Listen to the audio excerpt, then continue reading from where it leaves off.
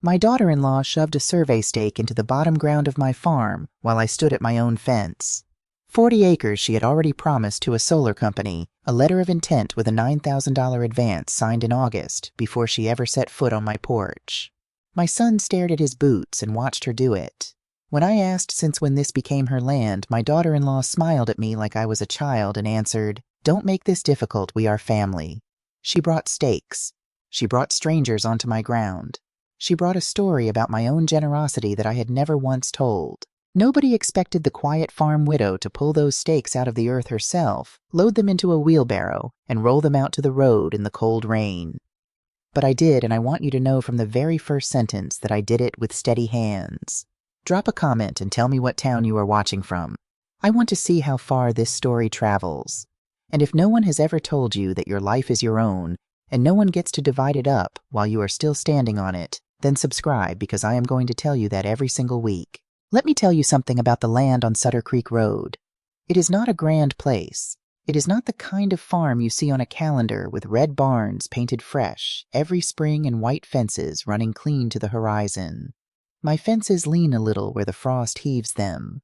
The paint on the machine shed has gone the color of an old nickel.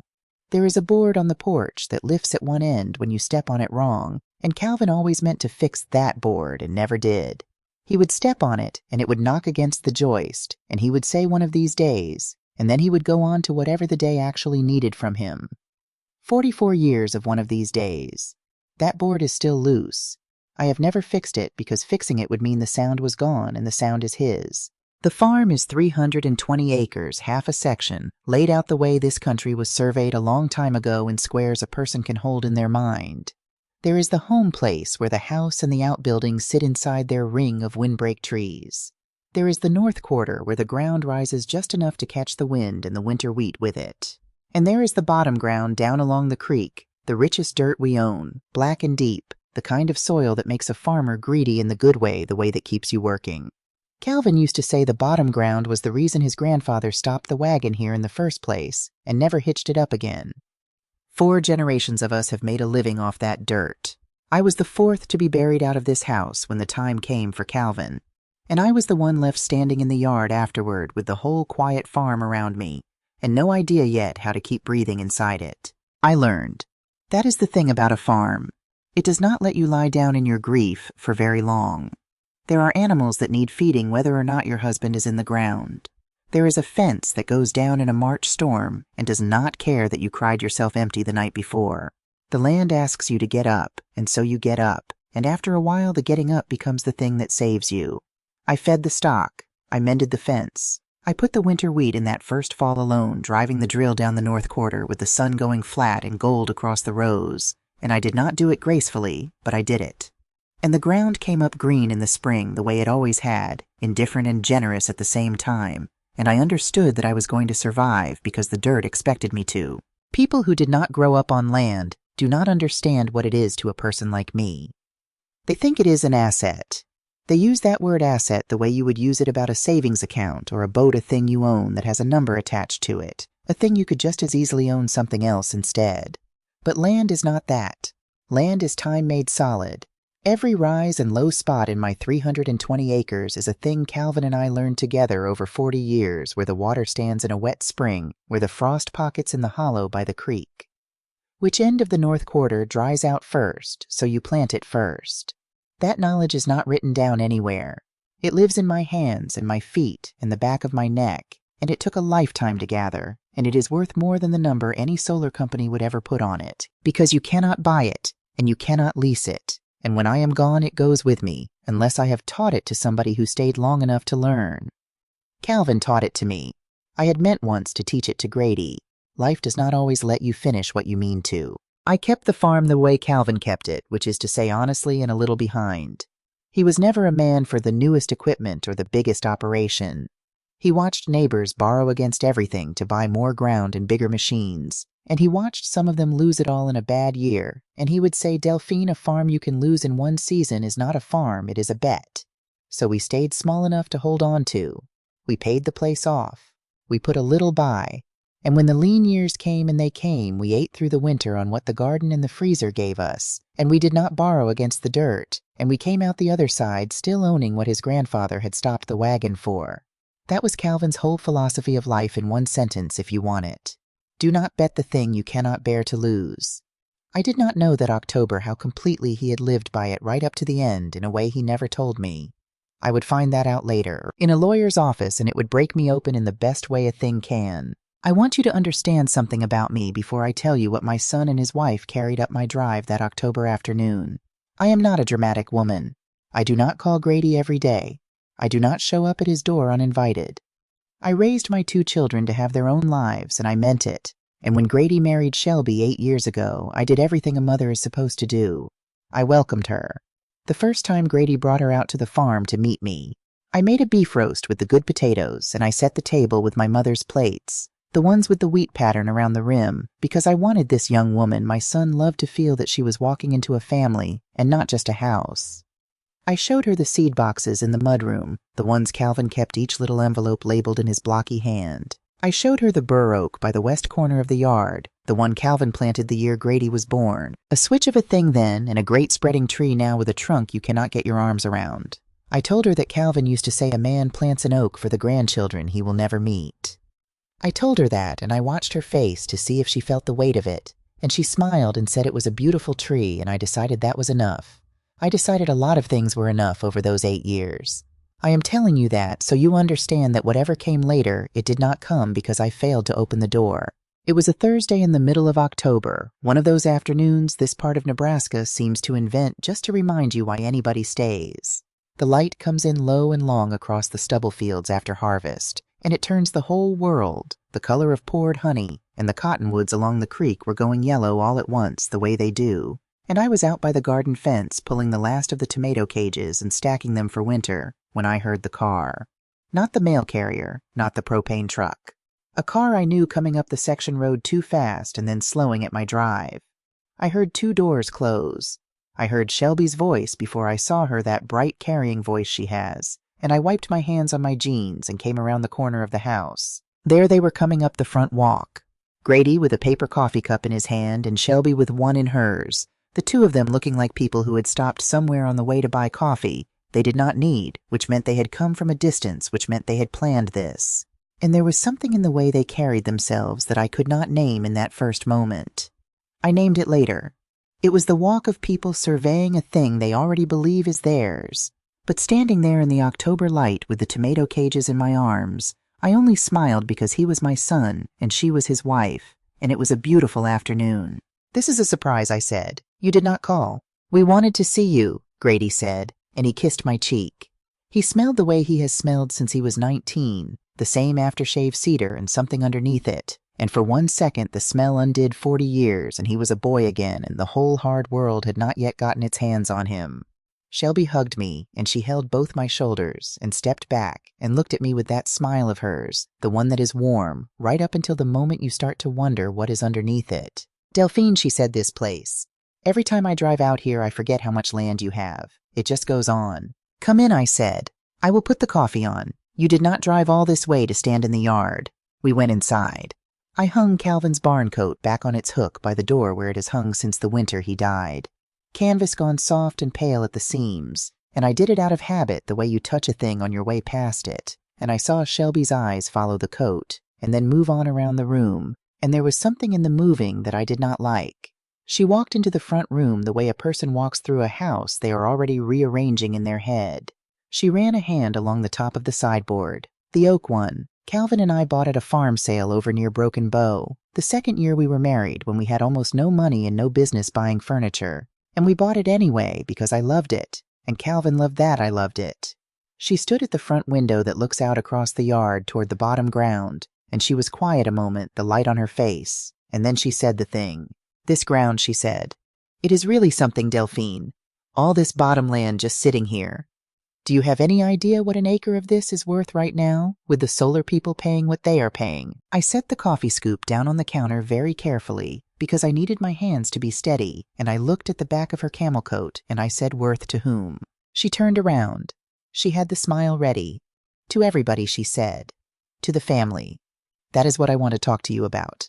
Come sit down, Grady tell her. Grady did not tell me. Grady sat down in Calvin's chair, which he does not usually do, and looked into his coffee cup like there was an answer floating in it. And Shelby sat on the davenport and crossed her legs and folded her hands over her knee with the ease of a woman who has rehearsed a presentation. And I did not sit. I stood in the doorway between the kitchen and the front room with the coffee not yet started behind me, and I waited. Delphine Shelby said we have been thinking about the whole family's future. All of us. You out here on 320 acres by yourself and Grady and me squeezed into a rental in Kearney paying more every year, and my dad rattling around in that little place of his an hour away with nobody to look in on him. And it just seems to me that there is a way to solve all of it at once if we are smart, if we think of it as one family instead of everybody guarding their own corner. So here is what we have been looking at. The bottom ground, the 40 along the creek, that is the piece the solar company wants most. Whitcomb from Prairie Ridge Energy walked it already, and he says it is close to ideal.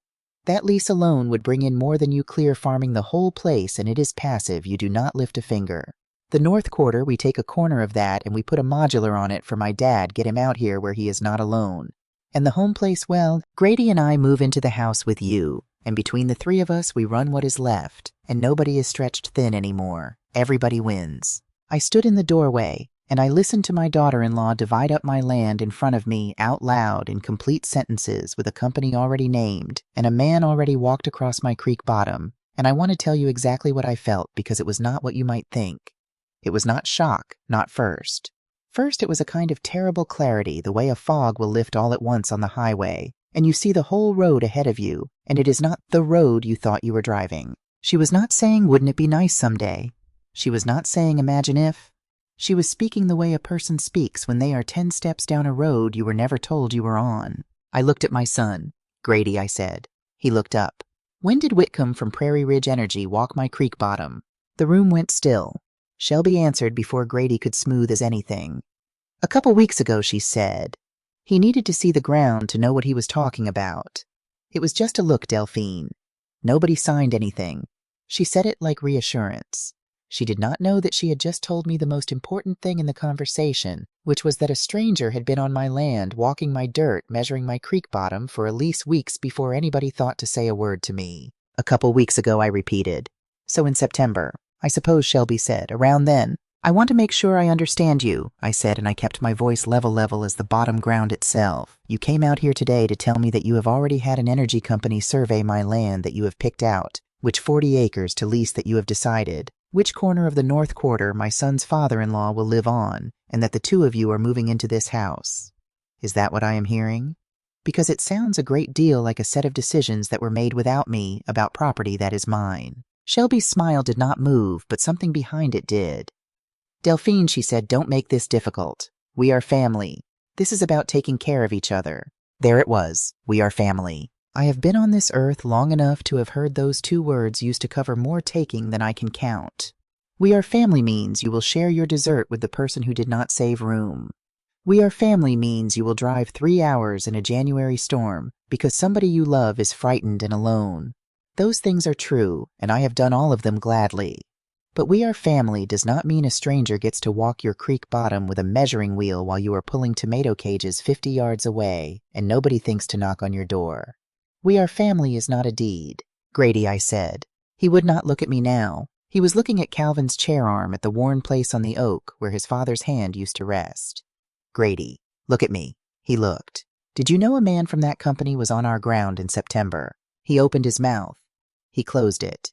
Then he said quietly, I knew he was going to come out. I did not know it had happened until after. And you did not call me, I said. Mom, you did not call your mother to say a stranger was going to be walking the creek bottom. You let it happen and you drove out here today with a coffee cup in your hand to help your wife tell me it was already arranged. Let's just everybody calm down, Grady said, which is what he says when he is the one who is not calm. I am perfectly calm, I said, and I was. That was the strange part. I had never been calmer in my life. I turned back to Shelby. I want to go back to the beginning of this conversation, I said, to the moment the two of you came up my walk, and I want you to tell me honestly whether you came here today to ask me something or to tell me something. She held my eyes. She was good, I will give her that. She reset, softened, leaned forward with her forearms on her knees, the posture of reasonableness itself. Delphine, she said, we are struggling. That part is real. Rent in Kearney has gone up 2 years running. Grady's hours at the co-op elevator got cut back in the spring and they have not come back. We are 1 bad month from real trouble. And I look at this land, all this value just sitting in the dirt, and I look at my dad getting older with nobody near him, and I think, why should everyone we love be stretched to breaking when the answer is right here? That is where this comes from. It comes from love. I know it came out wrong, but it comes from love. And I understood standing there that some of what she said was true. The hours cut at the elevator, that was true. I had heard it in Grady's voice on the phone all summer, the flat tiredness of a man watching the ground shift under his family. The rent, the fear, the old father alone, those were real. That is the thing about a good manipulation. It is built on a frame of real timber. It is only the roof that is a lie. I understand about the elevator, I said. I understand about your father being alone, and I am sorrier about that than you know. Because being alone in an old house is a thing I know something about.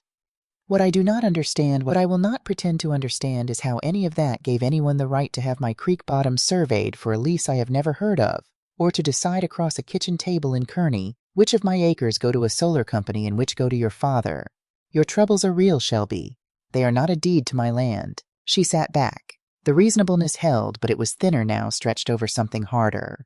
So what are you saying, she said, that we just sink? That you sit out here on 320 acres alone and watch your son go under an hour away rather than share? I am saying, I said, and I let each word come down flat and separate like fence posts, that this is my land.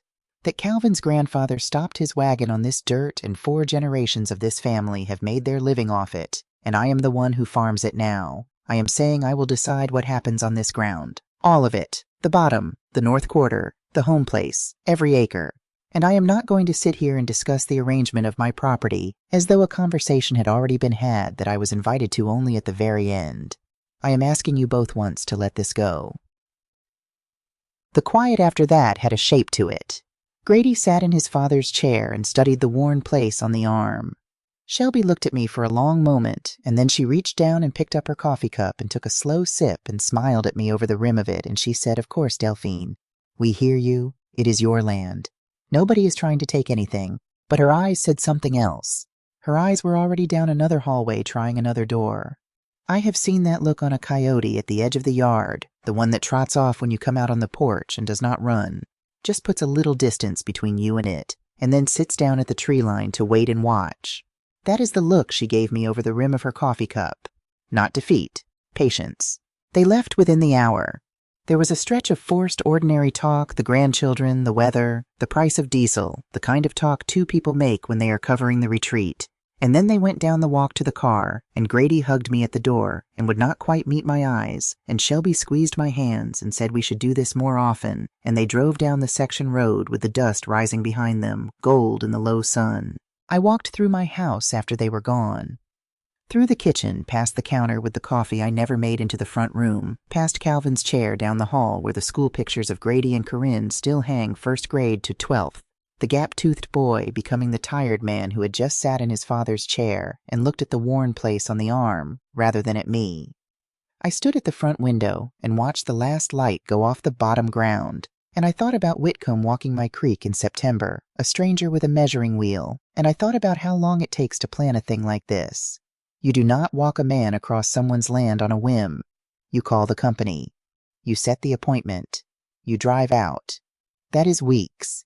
That is a decision made and acted on well before anybody buys a coffee for the drive out to break the news. I did not sleep well that night. I lay in the bed Calvin and I shared for 41 years, and I listened to the house, the tick of it, cooling the wind coming down off the north quarter and finding the loose place in the storm window, and I thought, this is not over. I did not know yet how far it would go. I did not yet know about the notes or about the old man who would call me before dawn a month later with his voice shaking, or about what Calvin had done in the last year of his life without telling me. I knew only that a door had been opened in my own house that afternoon that I had not opened, and that whatever walked through it next, I was going to be standing in the way. I found out sooner than I expected. The next morning I was at the kitchen table with my first cup of coffee, before the sun was fully up, when I heard a vehicle on the section road. Then I heard it slow. Then I heard it turn in at my drive tires on gravel, and my stomach did a slow turn with it because I was not expecting anyone. and a farm at first light is a place where you know the sound of every engine that belongs, and this one did not belong. I went to the window. It was Shelby's car, and behind it a white pickup with a company door on it, Prairie Ridge Energy in green letters, and a magnetic light bar, and a rack of what I would come to know were survey stakes and rolls of pink flagging in the bed. I set my coffee down. I did not hurry. I have learned that hurrying is what they want, that a person who comes flying out of the house in a panic has already given something away. I put on Calvin's barn coat over my night clothes because the morning was cold, and because it made me feel like there was a second person standing with me, and I walked out onto the porch and let the loose board knock against the joist under my foot, and I stood at the top of the steps in the gray light and watched. Shelby was out of her car already, and a man in a canvas vest was climbing down out of the white truck, and the two of them were talking, and Shelby had a roll of paper in her hand that she was gesturing with out toward the bottom ground, and she had not yet seen me. The man reached back into the truck bed and lifted out a bundle of stakes and a sledge, a short-handled sledge for driving them, and he settled it over his shoulder and started toward the field gate that lets onto the bottom ground. The gate Calvin hung himself out of pipe and welded mesh the summer before he got sick. "Good morning," I said. I did not shout it. I said it the way you say it across a yard, and it carried the way a low voice carries in cold, still air better than a shout ever would. They both stopped. Shelby turned, and the man with the sledge turned, and for a moment nobody said anything. "Delphine," Shelby said, and the brightness came up in her voice a half-second too late. "I thought I would get an early start. Whitcomb just needs to set a few markers so the company has the corners of the lease parcel down on paper. It is nothing, it is just flagging. It does not commit anybody to anything, I promise. Once the corners are staked, it will be so much easier for everybody to see how it all fits." "Stop," I said. She stopped. "Sir," I said to the man with the sledge, "what is your name?" He glanced at Shelby and then back at me. "Whitcomb," he said.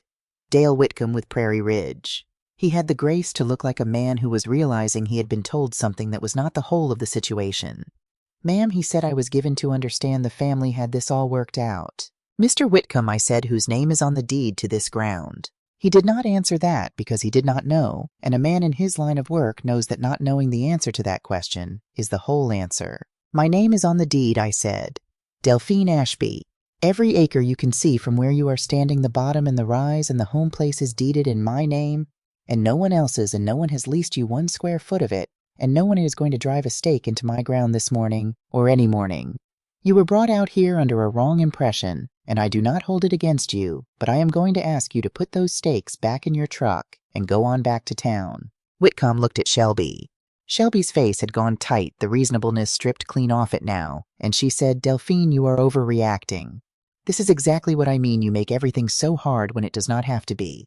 He is just setting flags." "I is setting flags to mark a lease on land you do not own," I said, and I came down the porch steps then in Calvin's coat over my night clothes with my hair not yet done. 67 years old and steady as the fence line, and I walked past both of them to the field gate, and Whitcomb, to his credit, had already set the bundle of stakes down and was stepping back.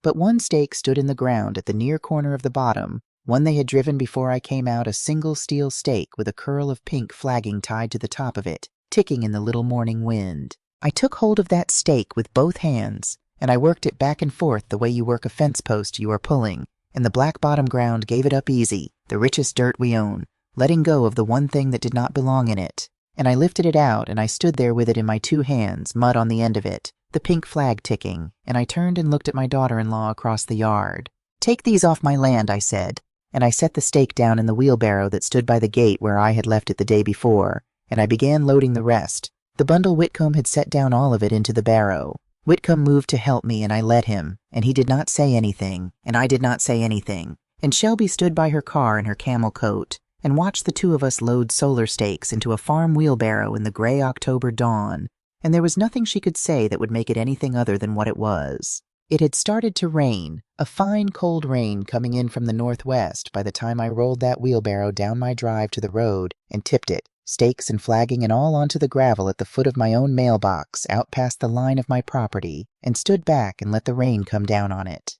Whitcomb had already gone. Shelby was in her car with the engine running.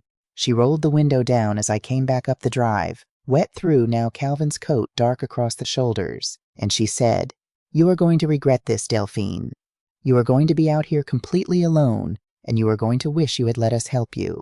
I stopped by her window. I was not angry, or if I was, it had gone down so deep and so cold that it did not feel like anger anymore. It felt like the bottom ground in January frozen hard enough to hold any weight you put on it. Shelby, I said, I have been alone out here since the morning I buried Calvin, and I have run this farm alone every day since, and I have never once wished for the kind of help that comes up my drive at dawn with a truckload of steaks. You go on home now, and do not bring a stranger onto my ground again. She rolled the window up and backed down the drive too fast and was gone. I went inside and I sat down on the bottom stair, the same stair Grady used to sit on as a boy to pull his boots on before the bus, and I held my own 2 cold hands in my lap, and I let myself shake just for a minute, not from fear and not from the cold, but from the sheer effort it takes to hold yourself level when everything in you wants to fly apart. Then I got up because the stock still needed feeding and the rain was coming harder, and a farm does not care whether your heart is broken. It only asks whether you are going to get up. I got up. Grady called that afternoon. I saw his name come up on the phone, and I let it ring twice before I answered the way you do when you need the extra second to find your feet. Mom, he said. Grady. There was a pause. Shelby told me what happened this morning. Good, I said. Then we are both informed. Why are you making this so hard? He said, and his voice had that tone, the careful, wounded patient tone he has used since he was 15 and wanted something and knew he was going to have to work me for it. Why does it have to be a fight? And there it was, the same sentence his wife had handed me in my own front room. Why are you making this so hard? As though I were the one who had driven up a stranger's road at dawn with a sledge and a load of steaks. As though the hardness had started with me. Grady, I said, I want you to think very carefully about the words you just used. Your wife brought an energy company onto my land this morning without my knowledge to stake out a lease on ground that is mine. I asked her to leave. And you are on the phone asking me why I'm making it hard. Silence. Let me tell you something, I said, and my voice was quiet. Now quiet in the way that means the bottom of the thing has been reached. When a man wants to lease your land, he knocks on your door and he asks you. He does not walk your creek in September with a measuring wheel and then send his people at dawn with a sledge. And a son who loves his mother, when he learns that is about to happen on her land, he calls her. He does not sit in his father's chair with a coffee cup and let it be sprung on her.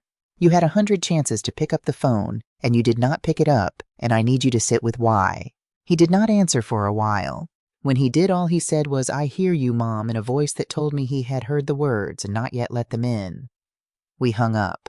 I sat in Calvin's chair for a long time as the rain came down, and the early dark came with it, October dark, closing the day off sooner than you are ready for. I thought about the stake in my 2 hands that morning, the black dirt letting it go so easily, the pink flag ticking. I thought about how a person plans a thing for weeks, and then calls it love when the door does not open. I thought about my son studying the worn place on the arm of his father's chair, rather than look at me. And I thought, not that field, not that corner, not this house. Not 1 stake, not 1 acre, not ever, and not like this. That evening when the stock was fed and I had changed out of Calvin's wet coat and hung it back on its hook to dry, I called Faye. Faye ran the post office in Ansel for 31 years before she retired, which means she knew everybody in the county and their people going back 2 generations, and she has been my friend since we were young women with babies on our hips at the same church socials. She is the person I call when a thing is too big to hold by myself.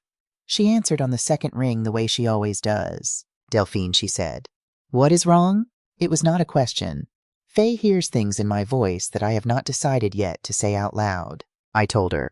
Not all of it in order because I was still finding the order myself, but the shape of it, the coffee cups coming up the walk, Shelby dividing the land in my front room, Whitcomb on my creek in September, the stake in my hands at dawn, the wheelbarrow at the road in the rain. Faye listened without saying a word, which for Faye is a kind of alarm all its own. When I finished, she was quiet a moment. Then she said, Delphine, that girl did not think this up on the drive out. A solar company does not send a man to walk your creek on a Tuesday because somebody had an idea over breakfast. That is planned. That has a calendar behind it. I know it, I said. Does Grady know how far she has taken it? That, I said, is the question I have been sitting with all day. And I do not have an answer. Faye let another silence go by. Then she said the thing that turned out to matter more than anything either of us understood that night. Delphine, she said, you make sure that ground is titled the way you think it is titled. You hear me. You have Amos pull the deed and look at every name on it. Because I have watched people in this county lose land. They were dead certain was theirs, and it was never the front door. They lost it through. It was some old paper nobody had looked at in 30 years. "You go see Amos." I said. I did not know then how right she was, or how the answer when it finally came would not be the answer either of us feared. I did not yet know how much was already in motion. I did not know that the woman who had backed down my drive too fast that morning had 2 months before she ever came up my walk, already sat at a kitchen table an hour away and told her own father a lie that would cost him his home. I did not know there was a folder. I only knew sitting in my husband's chair with the rain on the windows and the bottom ground going dark outside that I had pulled the first stake out of the ground with my own hands, and that whatever came next I was not going to be the one who folded. The days after that dawn in the rain went by like a held breath. I did not hear from Shelby. I did not hear from Grady, except one text on the Sunday that said "only thinking of you," which I read 3 times, trying to decide whether it was an apology or a probe, and could not decide and did not answer. I did what I have always done when a large thing is pressing on me. I lived. I lived stubbornly and on purpose. I fed the stock in the cold mornings with my breath smoking and the cattle coming up out of the mist along the creek. I finished pulling the garden and turned the beds and spread the last of the composted manure over them, which is work you do in the fall for a spring you have to trust is coming. I drove into Ansel and bought coffee and flour and a sack of scratch grain for the chickens.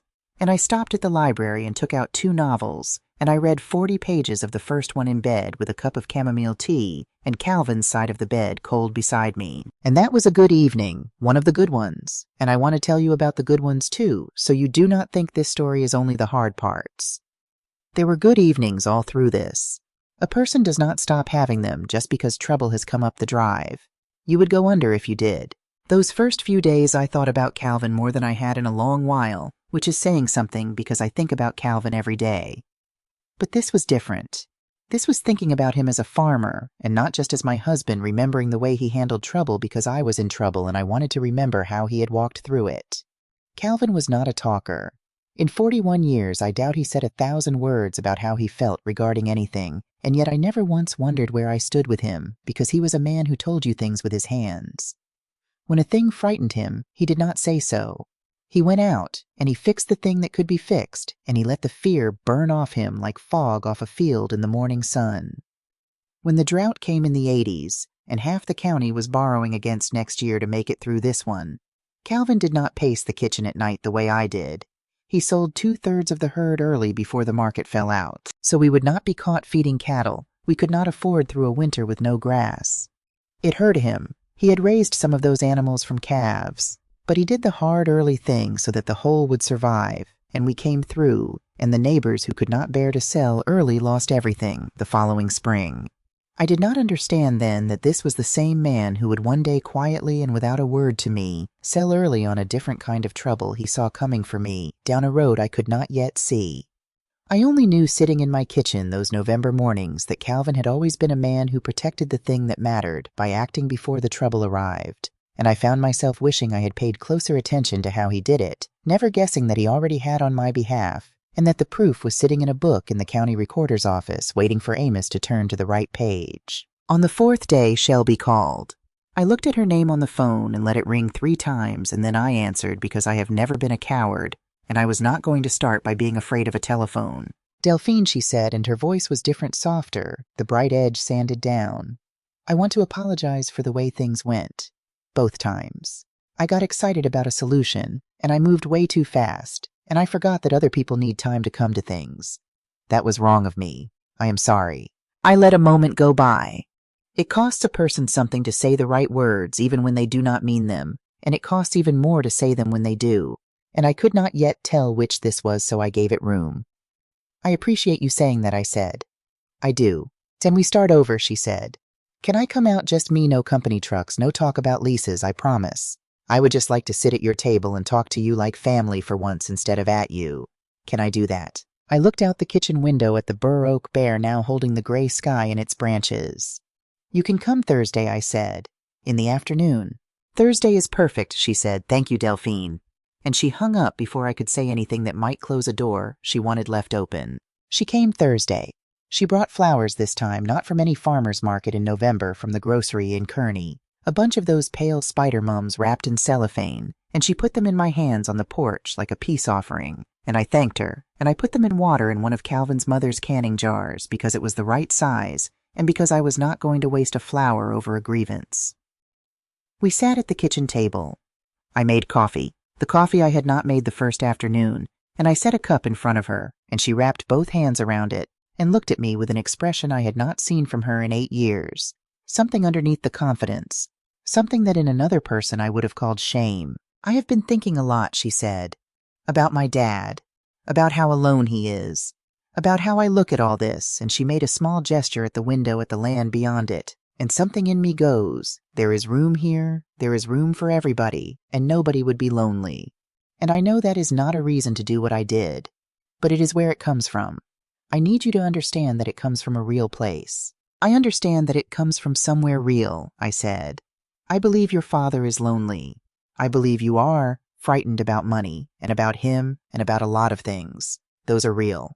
But Shelby, I have to say a hard thing to you now, and I'm going to say it plainly, because you and I have never once been plain with each other in 8 years, and I think it is past time. I think you are very good at seeing what would solve your own problem, and I think you are less practiced at seeing what would cost me. When you look at this land, what you see is the answer to a hard year. When I look at it, I see my whole life. Those are not the same thing, and no amount of us being family makes them the same thing. She looked down at her coffee. When she looked back up, she said, so what would it take? I did not understand the question at first. What would what take, I said. For this to work, she said. For all of it. What would you need? What would I have to offer you? And there it was. There was the thing under the shame, and it was not shame at all. It was arithmetic. She had come to my table with grocery store flowers and a soft voice, and she had waited a decent interval, and now she was asking me my price, as though the whole thing had only ever been a negotiation that had gotten off on the wrong foot, as though the problem the first 2 times had been the approach, and not the taking. Shelby, I said, there is no offer. This is not a deal that has terms. This is my home and my land and my life, and it is not for sale to you at any price, and it is not for lease to you at any price, and it is not going to be arranged, and the reason is not that you have not found the right number. The reason is that it is mine, and I am living it. There is nothing you can put on this table that changes that. Do you understand me? She was quiet for a long moment, and then I watched something pass across her face, quick there and gone so fast that if I had not been looking for it, I would have missed it. It was the coyote look again from over the rim of the coffee cup that first afternoon. It was the look of a person who has just heard a door lock and has already turned to try the next one down the hall. She smiled, and it was a good smile, warm and rueful, and she said, I understand. I really do. Thank you for hearing me out, Delphine.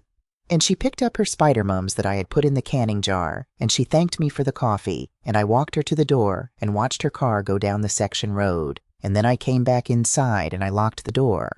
Not because I was afraid of Shelby, because I had just seen that look, and I have lived long enough to know that when a person stops arguing with you, it does not always mean they have stopped. Sometimes it only means they have moved to a room you cannot see into yet. I was right. The room she had moved to had a lawyer in it. I found that out the following Tuesday from my own. Amos Dressler has been my attorney for 30 years, and Calvin's before that. He is a careful man in the way that the best small-town lawyers are careful unhurried, exact a man who reads every line of a thing because he learned long ago that the trouble is always in the line. Nobody read. He handled Calvin's estate. He updated our wills after Corinne was born, and again after Calvin got sick. I had gone in to see him the week after Faye told me to, and I had asked him to pull the deed, and look at every name on it, and make sure the farm was titled the way I believed it was, and he had said he would, and I had not heard back yet, and I was not worried because Amos does not hurry, and I did not want him to. So when the phone rang that Tuesday morning and it was Amos, I answered it, thinking he was calling with the ordinary all clear, the deed is clean, Delphine, nothing to see. That is not what he called to say. Delphine, he said, I want you to sit down for this because it is not simple, and I do not want you to hear the middle of it before you have heard the beginning. I sat down at the kitchen table. All right, I said. I am sitting. 2 things, he said. The first is about the deed, and I am still running that one to ground, so I am going to ask you to be patient with me on it, and I will come back to it.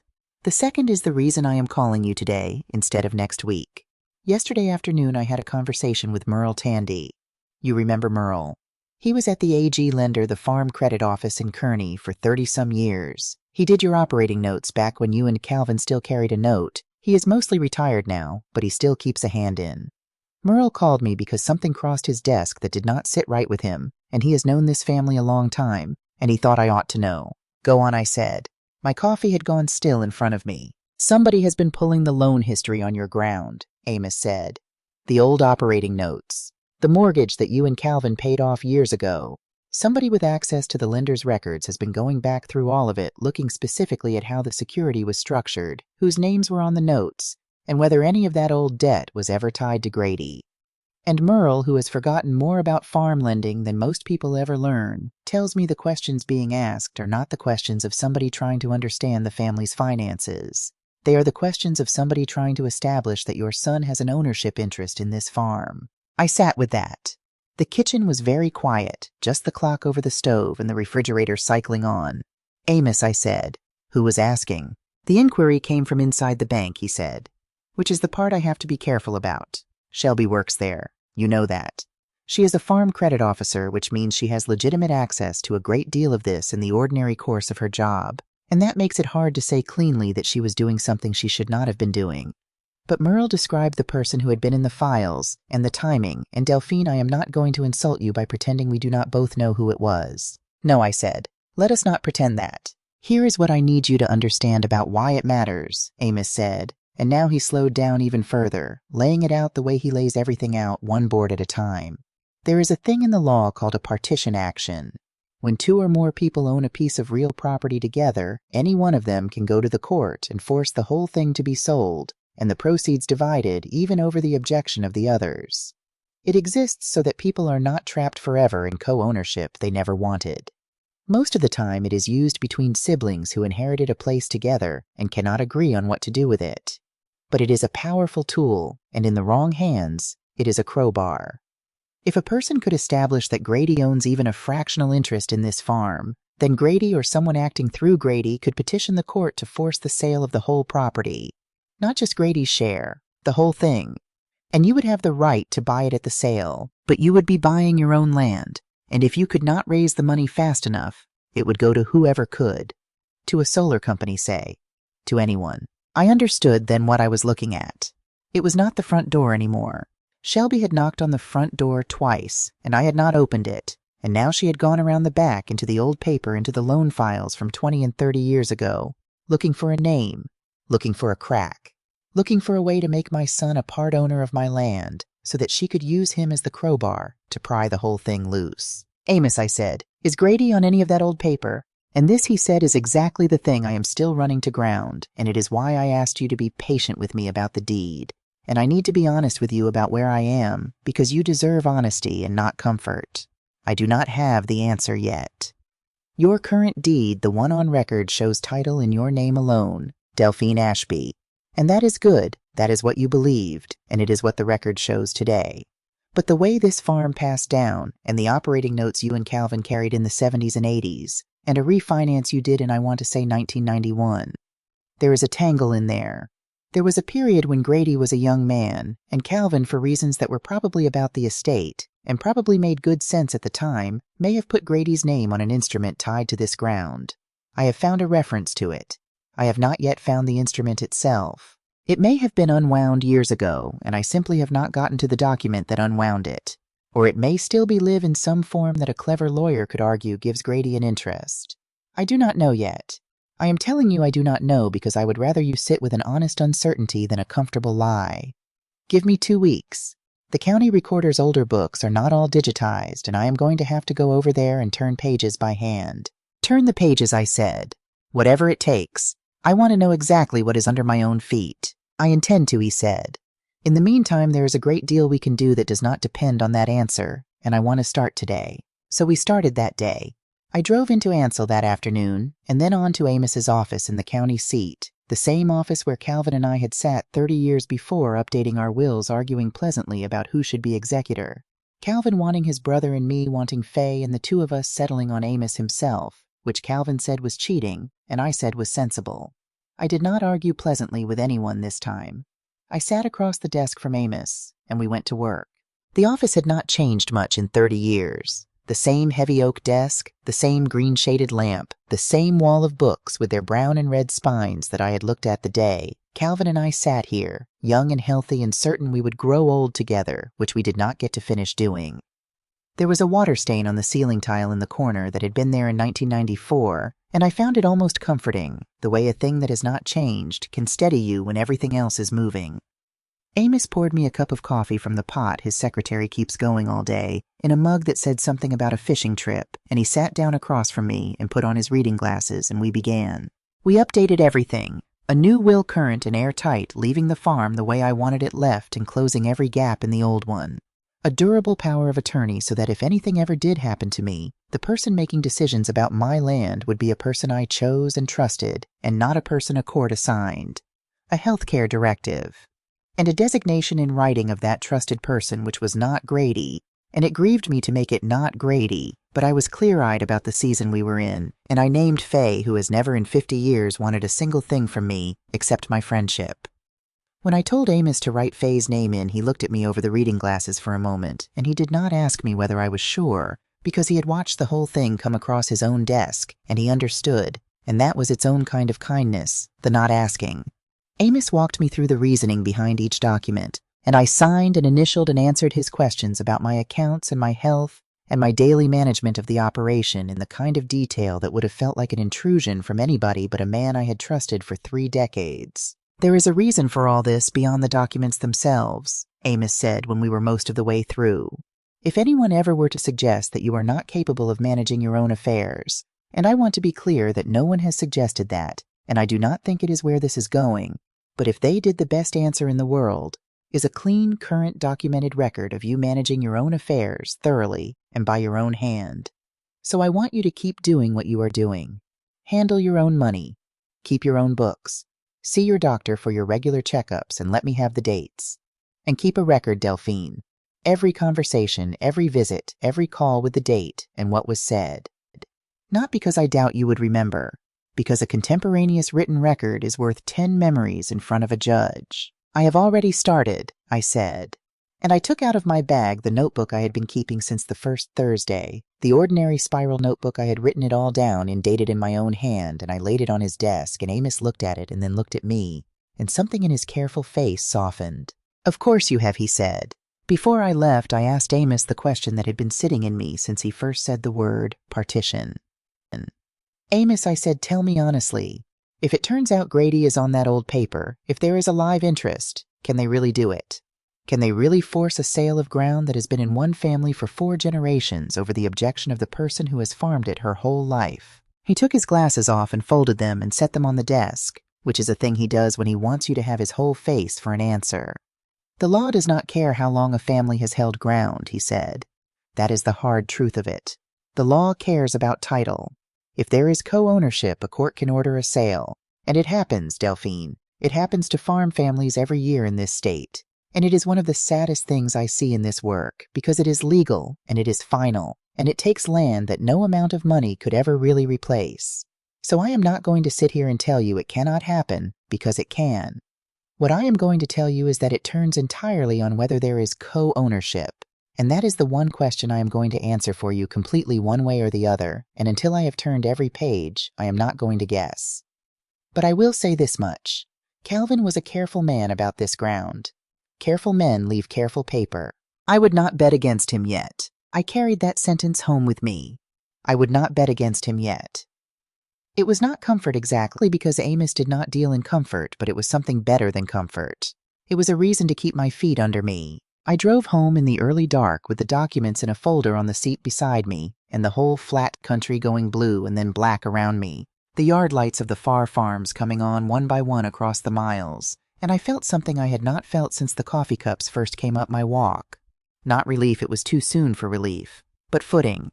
I had my feet under me now. Whatever came, I was not going to be caught barefoot on the ice. I called Faye when I got in. I told her all of it. The loan files, the partition, Merle Tandy, the old paper Amos was going to turn by hand the documents I had signed. She listened, and when I was done, she was quiet, and then she said the girl went into the bank records. Her own bank. Delphine, do you know what that means about how far she is willing to reach? I know, I said.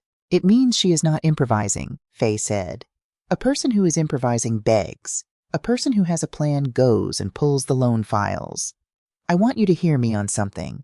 This is not going to be the last room she moves to. You brace yourself for the next one." "I am braced," I said. And then Faye asked the question again, the one from the first night, and this time she asked it slower and softer because she knew what it cost me. "Delphine," she said, "does Grady know? Not does he suspect. Does he know what she is doing?" I did not answer right away because it was the question I had been walking around all week the way you walk around a hole in the floor. Did Grady know his wife had gone into the bank records looking for a crack in his mother's title? Was he part of it, sitting in his father's chair with his coffee cup playing the tired, reluctant son while his wife did the reaching? Or was he, as I wanted with everything in me to believe, simply a man too worn down and too afraid of his own marriage to see what was being done in his name? "I do not know," I said finally. "And Faye, that is the thing I cannot live not knowing. The land I can protect. Amos is protecting the land, but I cannot protect anything about my son until I know whether he is standing with her or just standing still while she does it. And there is only one way to find that out." "You are going to ask him," Faye said. "I am going to ask him." Be careful how she said. That is a question you cannot unask. Once you ask your child straight out whether he betrayed you, you have to be ready for either answer, and you have to have decided ahead of time that you can love him through either one. Are you ready for that? I looked at Calvin's coat on its hook by the door and at the school pictures down the hall, the gap-toothed boy in the third grade one missing both front teeth, grinning like the whole world was a gift somebody had wrapped just for him. "I am his mother," I said. "I have been ready for either answer since the day he was born." That is what it is to be somebody's mother. You sign up on the first day to love them through the worst thing they will ever do, and you do not get to see the itemized list in advance. Faye let a silence go by, the good kind, the kind that is company and not distance. Then she said Robert would be proud of how you are handling this. And then she caught herself and laughed a little, because Robert was not Calvin. Robert had been her own husband gone 11 years now, and grief plays those tricks on you, even decades in. "Calvin," she said. "I meant Calvin. Lord, listen to me. He would be proud, Delphine. Both of them would." And she was not wrong, and I did not correct the first name because I knew exactly what she meant, which was that the men who had loved us would have known us for who we were in a hard season, and would not have been surprised, and would have been glad. I waited 2 days before I called Grady. I wanted to be calm when I did it, and there is a difference between calm and cold that matters here. Cold is a wall you put up to keep from feeling the thing. Calm is a floor you stand on so you can feel the thing without falling through it. I needed a floor for this conversation, not a wall, so I gave myself 2 days to build one. I called him on a Saturday morning because Shelby has a standing thing on Saturday mornings, a class at the fitness place in Kearney, that she has kept up faithfully for as long as I have known her, the one appointment she guards, no matter what else is going on in her life, and I had always respected that about her, and now I simply found it useful. Grady answered on the third ring. "Mom," he said. "Hey." And then a beat too quickly, "Is everything okay?" "Everything is fine here," I said. "Are you alone? Can you talk?" A pause. Just a half second, but I heard it the way you hear a board go soft under a foot. "Yeah," he said. "Shelby's at her class." "Why?" "I need to ask you something," I said, "and I need you to be honest with me. Not careful, not diplomatic. Honest all the way down, even if the honest answer is one you think will hurt me. Can you do that for me?" Another pause longer. "Okay," he said, and his voice had gone quiet and wary. "Okay, ask." "Did you know," I said, "that someone has been going through the old loan records on this farm at the farm credit office, the notes and the mortgage from years back, looking specifically at whether your name is tied to any of it? Did you know that was being done?" The silence that came back at me was not the silence of a man who does not understand the question. I want you to understand that, because it is the whole hinge of what came after. It was not confusion.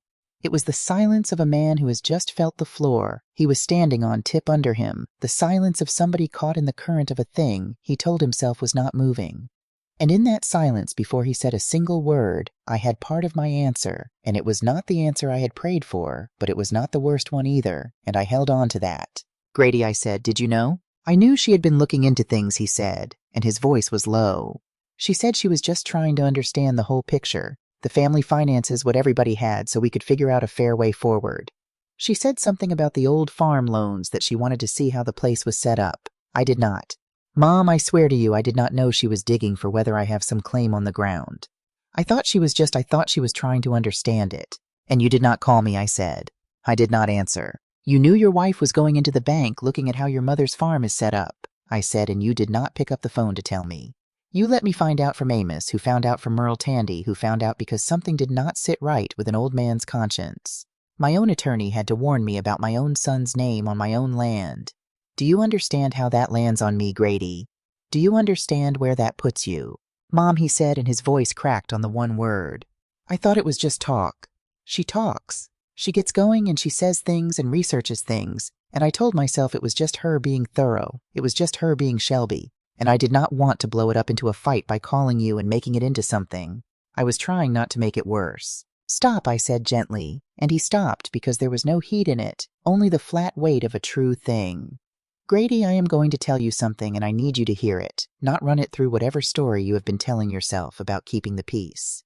When your mother's title to her land is being examined in the back rooms of a bank, and you know it is happening, not making it into something is not neutral. There is no neutral in that room. When you stay quiet while it happens, you are not keeping the peace. You are choosing a side. And you chose it by saying nothing. I need you to sit with that. Not explain it to me. Sit with it. I was quiet for a long time. And then he said in a voice I had not heard from him since he was a boy who had done something he could not take back. What are you going to do? I have already begun doing it, I said. My affairs are in order. My will, my power of attorney, all of it current and airtight as of this week. And Amos is going to find out exactly what is in the old paper, every line of it. And whatever is there, we are going to deal with it in the light on the record the right way.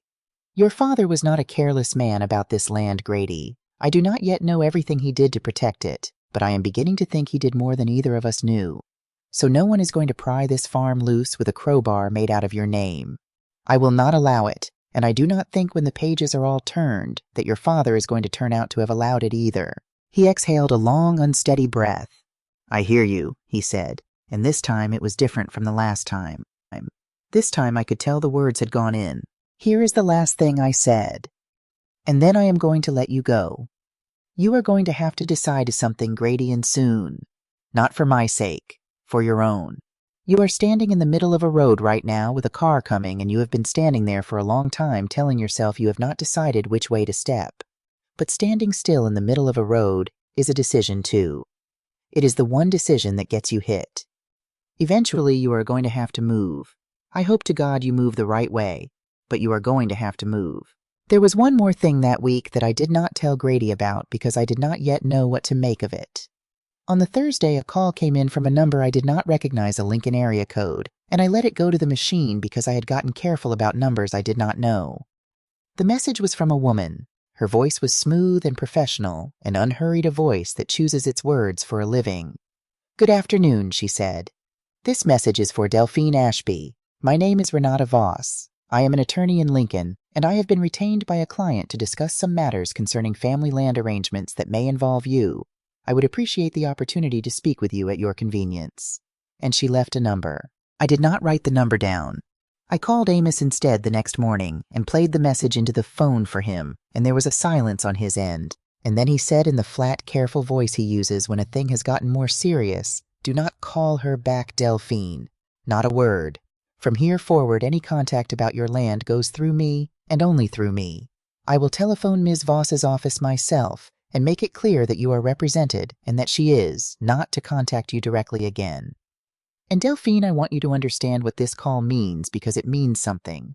It means the direct approach failed and the bank records failed to hand her an easy answer, and now she has gone out and hired a lawyer of her own. People do not retain counsel in Lincoln to make family arrangements. They retain counsel to make a case. So we are past the part where this might blow over on its own. I need you to be ready for the next thing. I am ready, I said. And I was. But I want to be honest with you about what ready felt like, because ready is not the same as unafraid.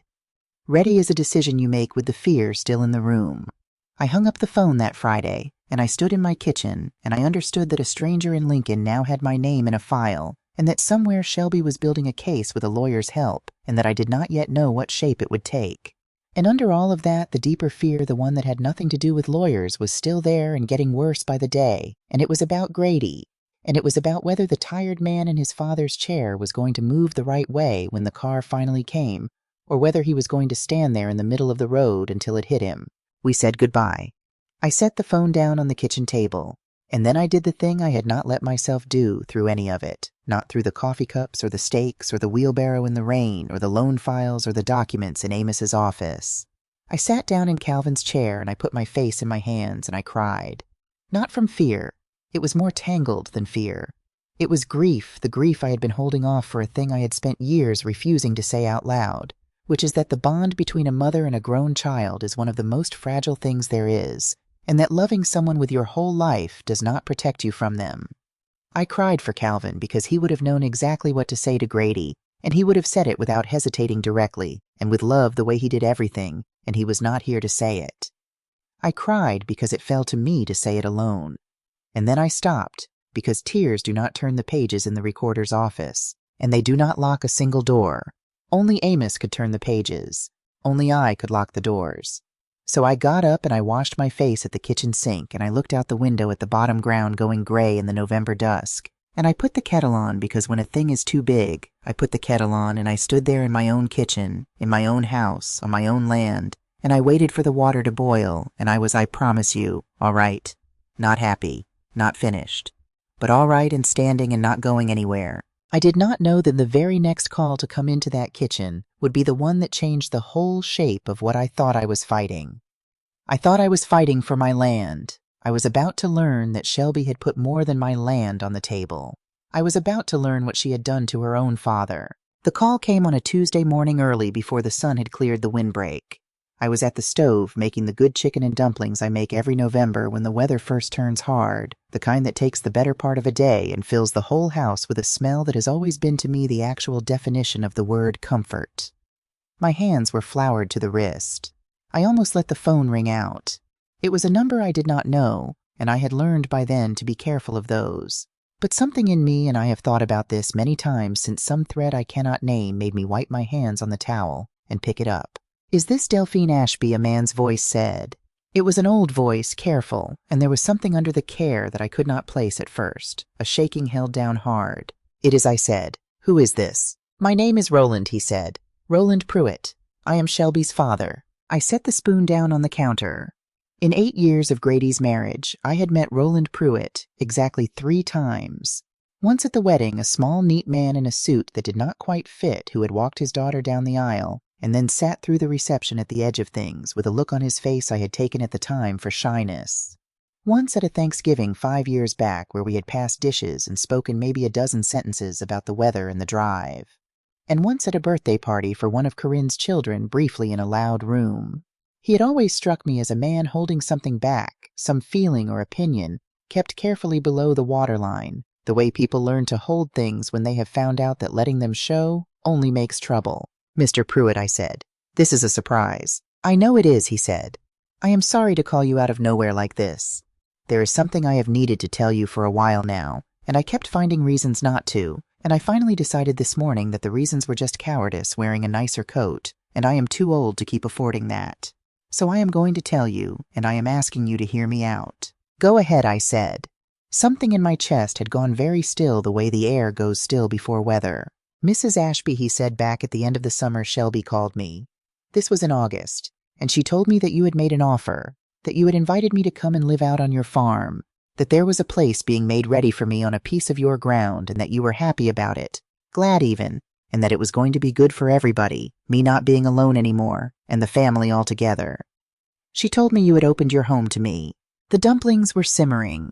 I could hear them small and steady because the rest of the kitchen had gone completely silent around that sound. "Mr. Pruitt," I said, and I kept my voice as level as I could hold it. "I never made that offer." There was a long silence on the line. When he spoke again, his voice had thinned out almost to nothing. "I know that now," he said. "God help me, I know that now. But I did not know it then. She is my daughter. She told me you had invited me, and she said it with such certainty, and I had no reason on this earth to think my own child would lie to me about a thing like that. So I believed her. And Mrs. Ashby, I gave up my house. I had to reach out and put my hand flat on the counter when I said, 'When did you give it up?' I gave my notice in October," he said, "on the little place I had been renting up in Grand Island 11 years. I was in that place. I raised no complaint about it in 11 years, and the landlord was glad to keep me. But I gave notice because Shelby kept saying the move was coming any week now, Any week, and it seemed foolish to keep paying rent on a place I was about to leave. I sold off most of my furniture. What I could not fit in a few boxes, I let go. I have been in a short-term rental since the 1st of November, one of those furnished places by the month. Because she kept saying just a little longer, the arrangement is nearly finished, and I kept unpacking a little less each time, because I did not want to have to pack it all again. And then 2 weeks ago she called and said there had been, she said, complications. She would not say what. And something in her voice was wrong, and I have known that voice her whole life, and I started asking questions. And I called Grady, and Grady would not talk to me about it. He said he could not get into it right then, and that was when I knew something was truly wrong, because Grady is not a man who dodges you. So I kept at it. And I found out. I found out that you never invited me, that there was never any offer, that I gave up my home over a thing that was never real. I sat down. I did not decide to sit down my body, simply did it folding down onto the kitchen floor with my back against the cabinet and the phone against my ear, and the dumplings simmering above me on the stove. And I sat there on the floor of my own kitchen and understood that everything I had thought I was fighting was smaller than the real thing. I had been thinking of Shelby's plan as a thing about my land, about money, about a solar lease, about a hard year in Kearney.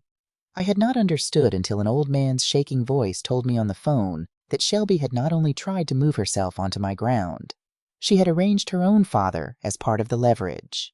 She had told a 73-year-old man a lie in August, a lie designed to get him to give up his home, so that by the time she came up my walk in October, there would be a displaced old man with nowhere to go. Her own father, and the pressure of that would sit on me, the weight of a good woman's conscience. A man alone with his life in boxes and no place to put them, and how could I say no to that? It was designed. The cruelty of it was that it was elegant the way a well-made trap is elegant, and it had very nearly worked, and the piece of it that stopped my breath was that the bait in the trap was her own father. Mr. Pruitt, I said. I made myself breathe in and out, once the way I had learned to breathe the year Calvin died. Roland, where are you right now this morning? At the rental, he said. It is all right. It is fine. Mrs. Ashby, please do not trouble yourself over me. I did not call to. How long is the rental paid up? I said. A pause. Through the end of the month. Which is 9 days, I said. 9 days, he said very quietly. I am going to give you a name and a telephone number, I said. And I want you to write it down, and I want you to call it today, not tomorrow today. Her name is Faye. Faye Coolidge. She spent 31 years running the post office in a town not far from here, and she knows every resource for older folks in 3 counties. And more than that, she is the kindest and most stubborn woman I know, and she will not let you fall through any crack there is. You tell her Delphine sent you. You tell her the whole thing, and she is going to help you find something real, Roland. Something good. Something that is actually yours that no one can pull out from under you, because it will have your name on the paper and yours alone. Do you understand me? I was crying now quietly, the way a proud man cries, trying not to let it into his voice, and not quite managing. I do not know how to thank you, he said. After what my own daughter tried to do to you that you would. You are not responsible for what Shelby did, I said. Do you hear me? You are as much wronged in this as I am. More in some ways. I still have my land under my feet. You gave up your home. None of this is on you. I stayed on the floor with him for 20 minutes. I got the name of the rental and the cross street. I got his own telephone number written on the back of a feed receipt from the junk drawer that I could reach without getting up. And when we finally said goodbye, and I heard the relief in the old man's voice at simply being believed, I sat there a while longer with my back against the cabinet, looking out the low kitchen window at the bur oak in the yard, the one Calvin planted the year Grady was born. A man plants an oak for the grandchildren he will never meet, Calvin used to say. He plants it knowing he will not sit in its full shade, knowing it is for people whose faces he cannot picture. And he plants it anyway because that is what it means to belong to a piece of ground. You tend it forward. You leave it better and larger than you found it. You do not strip it for parts. And here was Shelby, who had married into a family that plants oaks. And what she had done with the oldest and most defenseless person in her own life, her own father, was strip him for parts. She had cut down a living thing to make a lever. I sat on the floor and looked at Calvin's tree holding the gray November sky in its bare arms. And I understood that this was the deepest difference between us, deeper than the land, deeper than the money. Some people plant. Some people harvest what other people planted and call it their due. Then I got up, and I turned off the burner under the dumplings because I had lost all appetite for them, and I called Faye. I told Faye the whole thing in 4 minutes flat on my feet in the kitchen with the pot gone still on the stove. Faye was quiet for a moment when I finished. Then she said low and very serious, the father.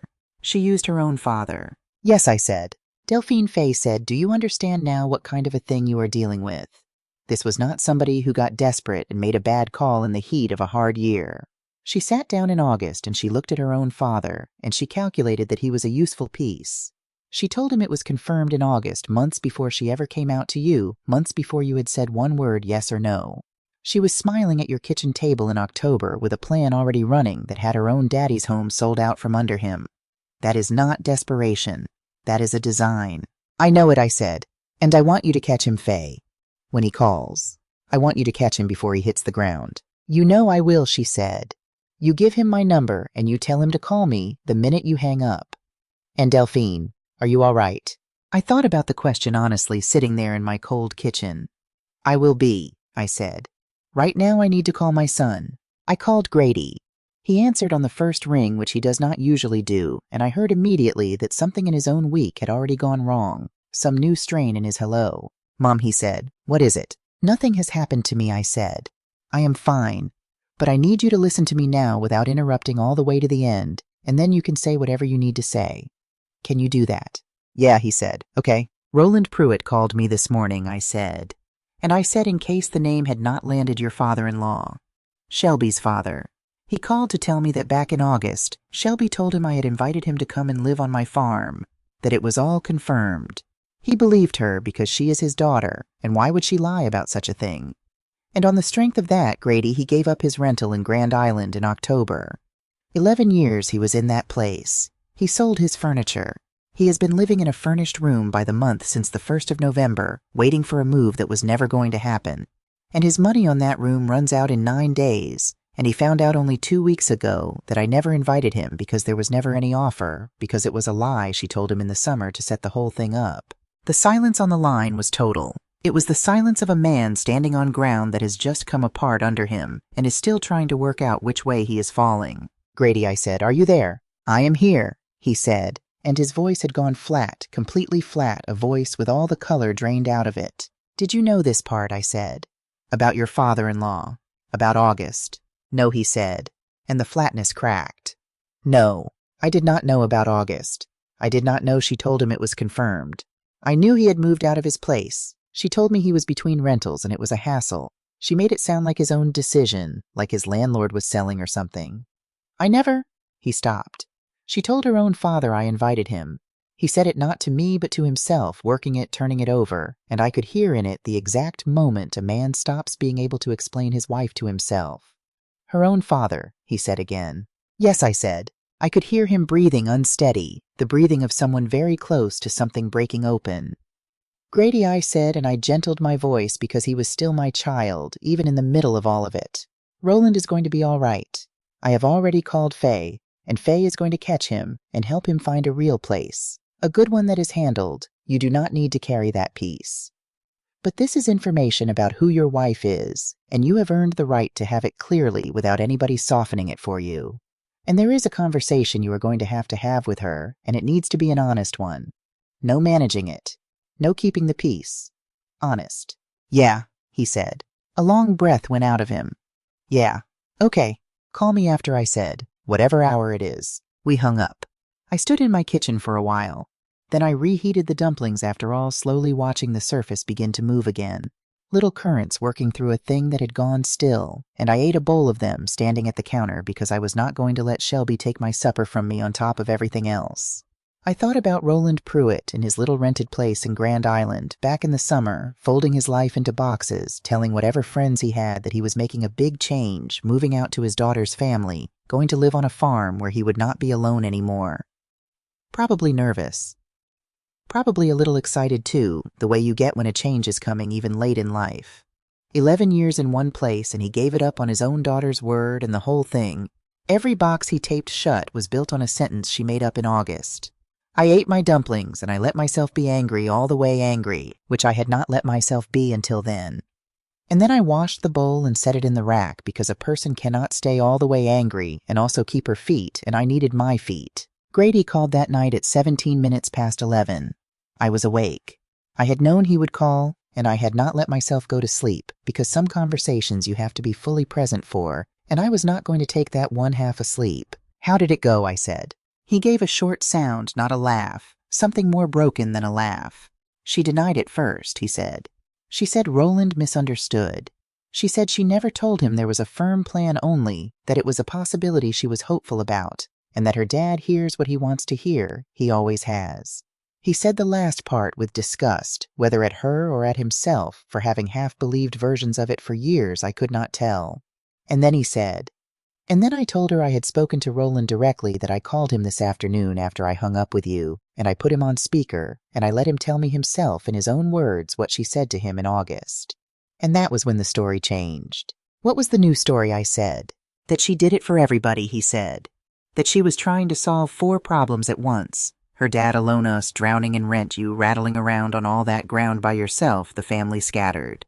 That everybody would have ended up better off, and nobody was supposed to get hurt, and she just her words, she just got out ahead of it. Got ahead of herself. Like it was enthusiasm. Like the problem was her timing." "And what did you say?" I said. I was quiet a moment. I told her he said that getting ahead of yourself does not involve telling your father a lie that makes him sell his home.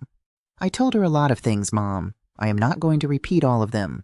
But I said the thing that needed saying finally out loud that I have been swallowing for I do not even know how long. "Are you all right?" I said. "No," he said honestly. "Not tonight. But I think I am finally seeing something clearly that I have been refusing to see for a long time. And even though it hurts like hell, it is better than the not seeing." The not seeing was its own kind of drowning. "Yes," I said, "it is." Then, after a silence, he said the thing I had not been expecting, the thing that told me the ground had truly shifted and not just tipped. "I asked her to leave," he said. "Tonight. I told her to pack a bag and go stay with a friend for a while, that I needed her out of the house while I figured out what I actually think about all of it. She is gone. She left about an hour before I called you." I sat with that. "Grady," I said. "Let me finish," he said, and there was something new in his voice, low and settled, and resolved a tone I had not heard from my son in years, maybe ever. "Before she left, he said she stood in the doorway and told me I was choosing you over her, that I had picked my mother over my wife. And I told her that was not what I was doing. I told her I was choosing what is real over a story she made up, and that those are not the same as choosing between 2 people. Choosing the truth is not taking a side against you. It is just refusing to keep living inside a lie because the lie is more comfortable than the fight." I could not speak for a moment. When Calvin died, I had grieved among many things the fact that he would not be there to see the kind of man Grady might still become.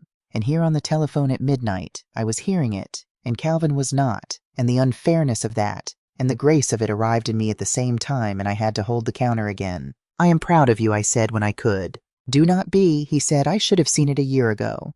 2 years ago. I have spent this whole marriage translating her to myself, Mom. That is the thing I keep landing on tonight.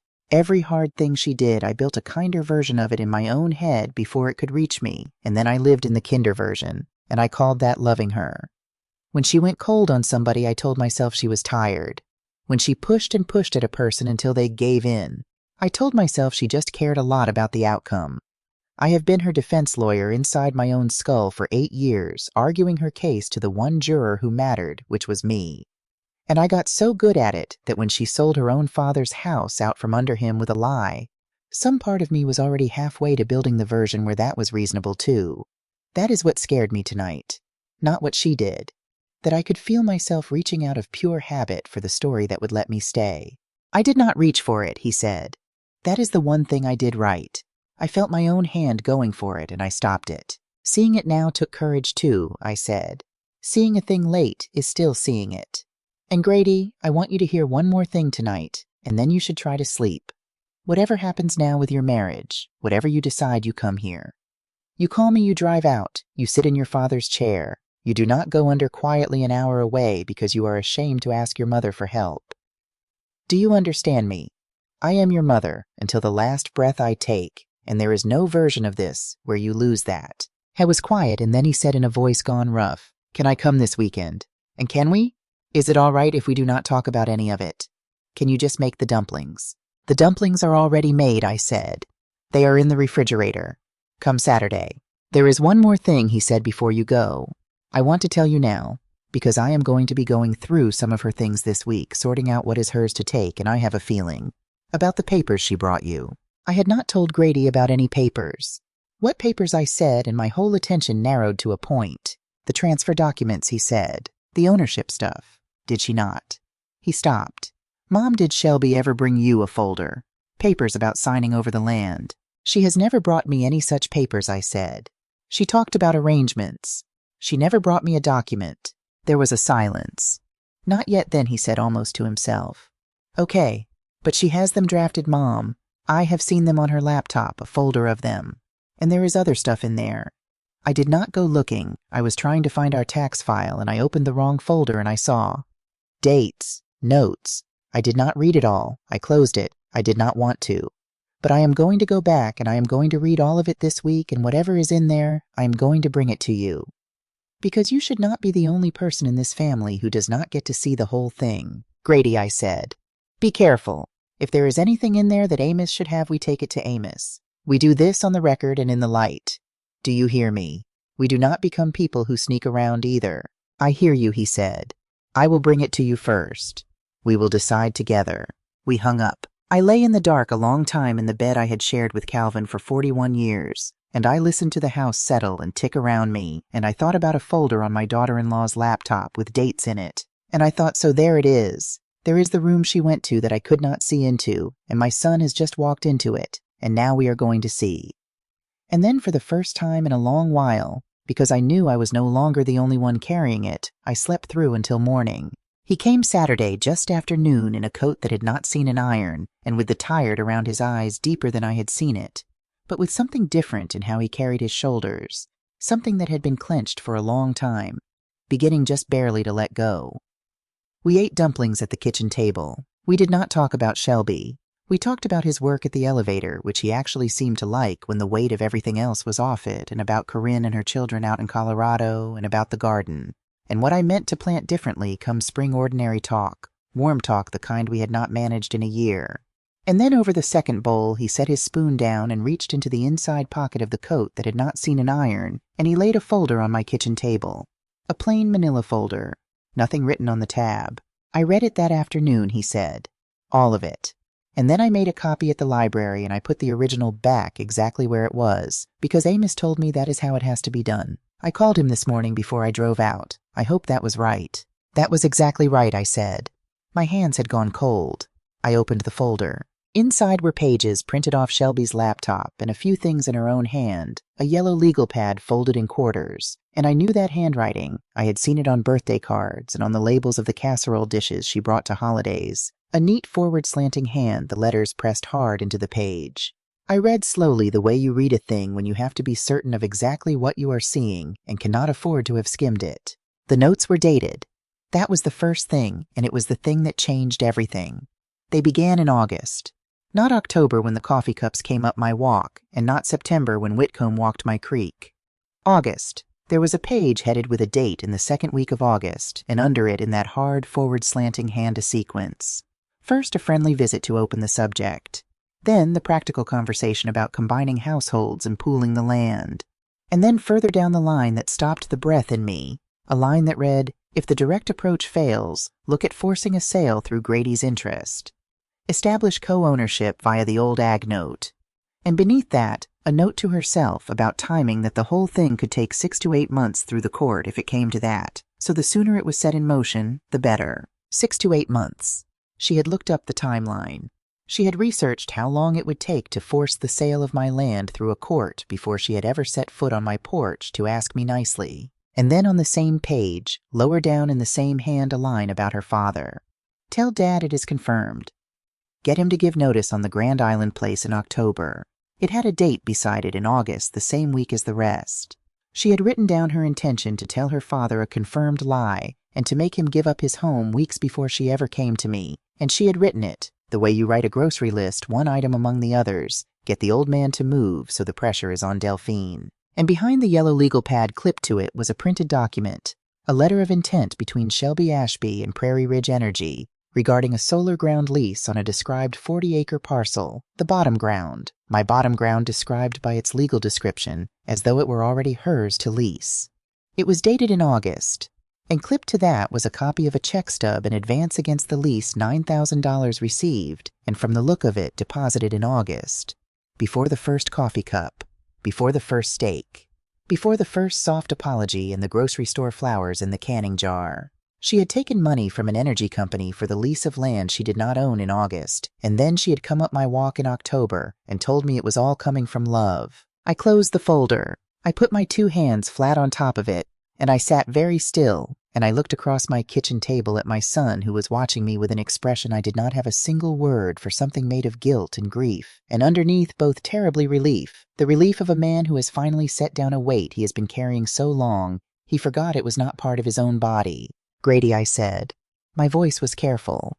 "How long have you had this?" "Since Wednesday," he said. "I found it Wednesday night. I sat with it 2 days before I brought it to you, because I needed to be sure of what I was doing before I did it, and because part of me kept hoping I had read it wrong, and I read it again this morning to be sure I had not." I turned the yellow pad so he could see the line about Roland, though he had already seen it, and I set my finger under the date. "She wrote this in August," I said. "Before any of it. Before she ever asked me a single question. The visit, the apology, the flowers, the how would we make it work, all of it was theater. This," and I touched the folder, "is the actual thing. This was always the actual thing." "I know," he said very low. "She took $9,000 for my creek bottom in August," I said. "And then she sat at this table in November with grocery flowers and asked me what it would take." Grady put his face in his hands. When he took them away, his eyes were wet and his jaw was set, and he said, "I asked her this week before I made her leave. I gave her a chance. I asked her if there was anything she wanted to tell me, anything at all, and I did not tell her I had seen the folder. And she said she had been under a lot of stress, and that sometimes she writes things down just to process her feelings, and that I should not read too much into notes, that they do not reflect her real intentions." He gave a short, bitter breath. "And then when I told her I had read the dates, she told me I had violated her privacy by opening her folder." The sound I made was not a laugh, but it came from the same place. A laugh comes from worn all the way down past anger to a kind of exhausted clarity. "Her privacy," I said. "Her privacy," he said. "That is what she led with. Not sorry, not an explanation. That I had violated her privacy." We sat with that a while, the 2 of us at the kitchen table where I had fed him 10,000 meals, with a folder between us that laid out in a hard, forward slanting hand exactly how his wife had planned to take my land and sell her own father's home to do it. And then I got up, and I went to the counter, and I called Amos Dressler on a Saturday, which I had never once done in 30 years, and I told him what was in the folder. The August dates, the note about forcing the sale through Grady's interest, the line about telling Roland it was confirmed, the letter of intent, the $9,000. There was a silence on the line, and then Amos exhaled a precise, controlled breath that on a less careful man would have been an oath. "Delphine," he said, "get me a copy of every page. Grady is not to touch the original again. He has done exactly right so far, tell him that. This changes things considerably. The dates alone." He was quiet a beat. "This does 2 things at once. It cuts the legs out from under any partition case she might have tried to build, because it shows the co-ownership theory was not a fact she discovered. It was an outcome she went looking for in bad faith with a design. And it hands Roland Pruitt, if he wants it, about as clean a case as I have ever seen. A written record in her own hand, dated of the intention to deceive him into giving up his home. You do not often get the plan itself in the planner's own handwriting. "Grady wants to make it available," I said, glancing at my son, who nodded once firmly. "For Roland.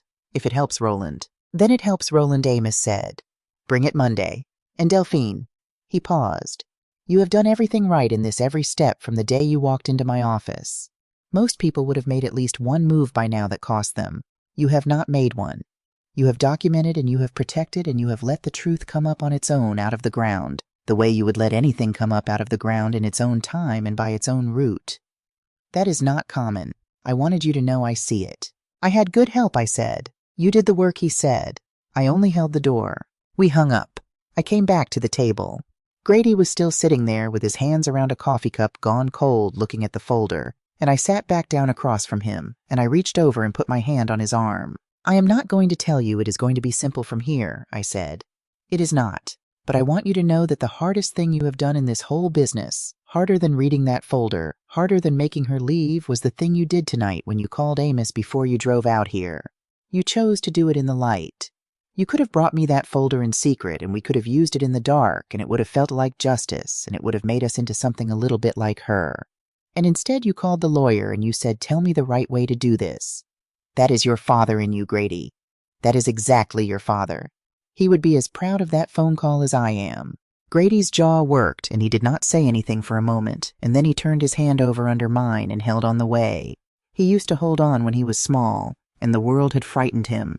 And we sat there in the kitchen a long while as the November afternoon went gold and then gray in the windows. And I thought, we are still here, both of us at this table on this ground, and whatever comes, we came through this part together and in the light. But even as I sat there holding my son's hand, I knew the thing was not finished. Roland's case was only beginning. The folder was going to Amos on Monday.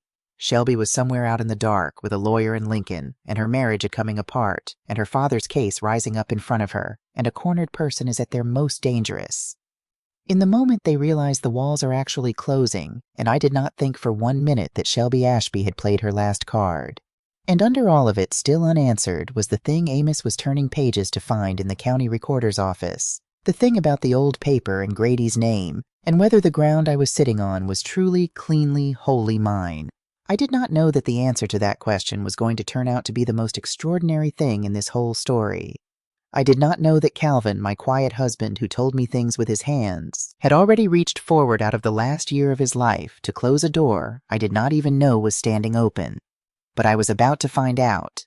The folder went to Amos on Monday morning. I drove it in myself, the copy Grady had made in a plain envelope on the seat beside me, and I handed it across the desk, and Amos read every page slowly with his glasses down his nose, and when he finished he took the glasses off and sat back and looked at me for a long moment. "Two things are going to happen now," he said.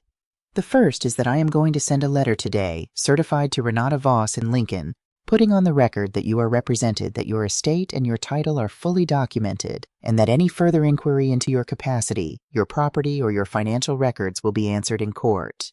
I do not expect we will hear much from Ms. Voss after that. A lawyer who is any good at all is going to read the room the minute she understands what her client actually did, and she is going to advise Shelby to stand down, because there is no case here for Shelby, there never was, and there is now considerable exposure. The second thing is Roland. I spoke with a colleague of mine in Grand Island this morning, a good man who does exactly this kind of work, and if Roland wants to proceed, he has about as clean a claim as I have seen. So that is moving. And the third thing, Delphine, the thing you actually came in here weeks ago to have me answer, I am close on. I have been in the recorder's office 3 times now. I have found most of the thread. I want another few days before I tell you what is at the end of it, because I want to hold the last document in my own hand before I say a word, and I am not there yet. But I am close." "What did you find?" I said. "Not all of it. Just tell me whether I should be afraid." He looked at me. "No," he said. "I do not think you should be afraid. I think you should be patient a few more days. And then I think I'm going to tell you something about your husband that is going to sit you down. That is all I will say until I am sure." I drove home with that in me, going to tell you something about your husband that is going to sit you down, and I did not know what to make of it. And I made myself stop trying because Amos had never once in 30 years said a thing he could not stand behind, and if he was not ready, then I would wait. I have spent my whole life learning to wait on things that come up out of the ground in their own time. I could wait on this. The week that followed was the quietest since October, and I want to tell you about it because the quiet was not empty. Faye called Wednesday to say she had gotten Roland into a good place, a small apartment in a seniors building in Grand Island with a waiting list. She had somehow moved him to the top of the way. Faye moves people to the tops of lists, and that he had signed his own lease, his own name and no one else's, and that when he signed it, he had put his hand flat on the paper for a moment before he let the pen go like a man steadying himself on solid ground after a long time at sea. She told me he wept when it was done, and then he took her to lunch at a diner and told her stories about the railroad for 2 hours, and Faye said she had not laughed so hard in a year. Something in me eased hearing that. The oldest and most defenseless person in the whole business was on solid ground with his name on the paper. Whatever else happened, that was true now and could not be untrued. Grady came out twice that week. He was seeing a counselor. He told me had made the appointment himself and gone, which he said with the slightly braced tone of a man expecting to be judged for it. And I did not judge him. I told him I was glad, and I meant it all the way down. He said the counselor had listened to him describe his marriage for the better part of an hour, and had then said gently that it sounded like he had been working very hard for a long time to hold together something that had deep cracks in it from the very start, and that he had gone quiet because it was the truest thing anyone had said to him in years. "I have been the mortar in a wall that was laid crooked," he said to me at my kitchen table, turning a coffee cup in his hands. "And you cannot fix a crooked wall with more mortar. You just spend your whole life pushing it back into a shape it does not want to hold." I listened to my son say that, and I thought he is going to be all right this one. It is going to cost him, but he is going to come out the other side a whole man, and that was worth more to me than the 40 acres of bottom ground and everything under it. And then on the Friday, Shelby came. She did not call ahead. I heard the car in the drive in the early afternoon, and I looked out, and it was hers, and my whole body went still the way it does now at the sound of an engine that does not belong, and I watched her get out. She was not dressed the way she usually dressed. No camel coat, no armor. Just a sweater, dark blue, and jeans, and her arms crossed against the November cold as she came up the walk, and there was something in her face I had never seen there in 8 years, which was that the performance was simply gone. She looked younger without it, and tireder, and for one moment before I hardened myself, I felt something for her that I did not want to feel, which was pity, because a person who has run out of performance is a person standing in an empty room, and I know what an empty room feels like. I let her knock. She knocked once and then stood there and did not open the door and walk in the way she always used to, and I noted that the small courtesy of the knock and the wait, and I opened the door. "Delphine," she said, "can I come in? I know I have no right to ask. I will not take much of your time." I stepped back and let her in. We went to the front room. She sat on the edge of the davenport with her hands between her knees, and I sat in Calvin's chair close to the worn place on the arm, because I wanted him near me for this, and I waited, because I have learned that the person who fills a silence first is the person who is afraid of it, and I was not afraid. "I do not know how to start," she said. "Start at the beginning," I said. That is what I tell the children at the reading hour at the library. When a thing is too big to say, you start at the beginning, and you let it come out in order. She almost smiled. Almost. She looked at her hands. "I told myself a story," she said.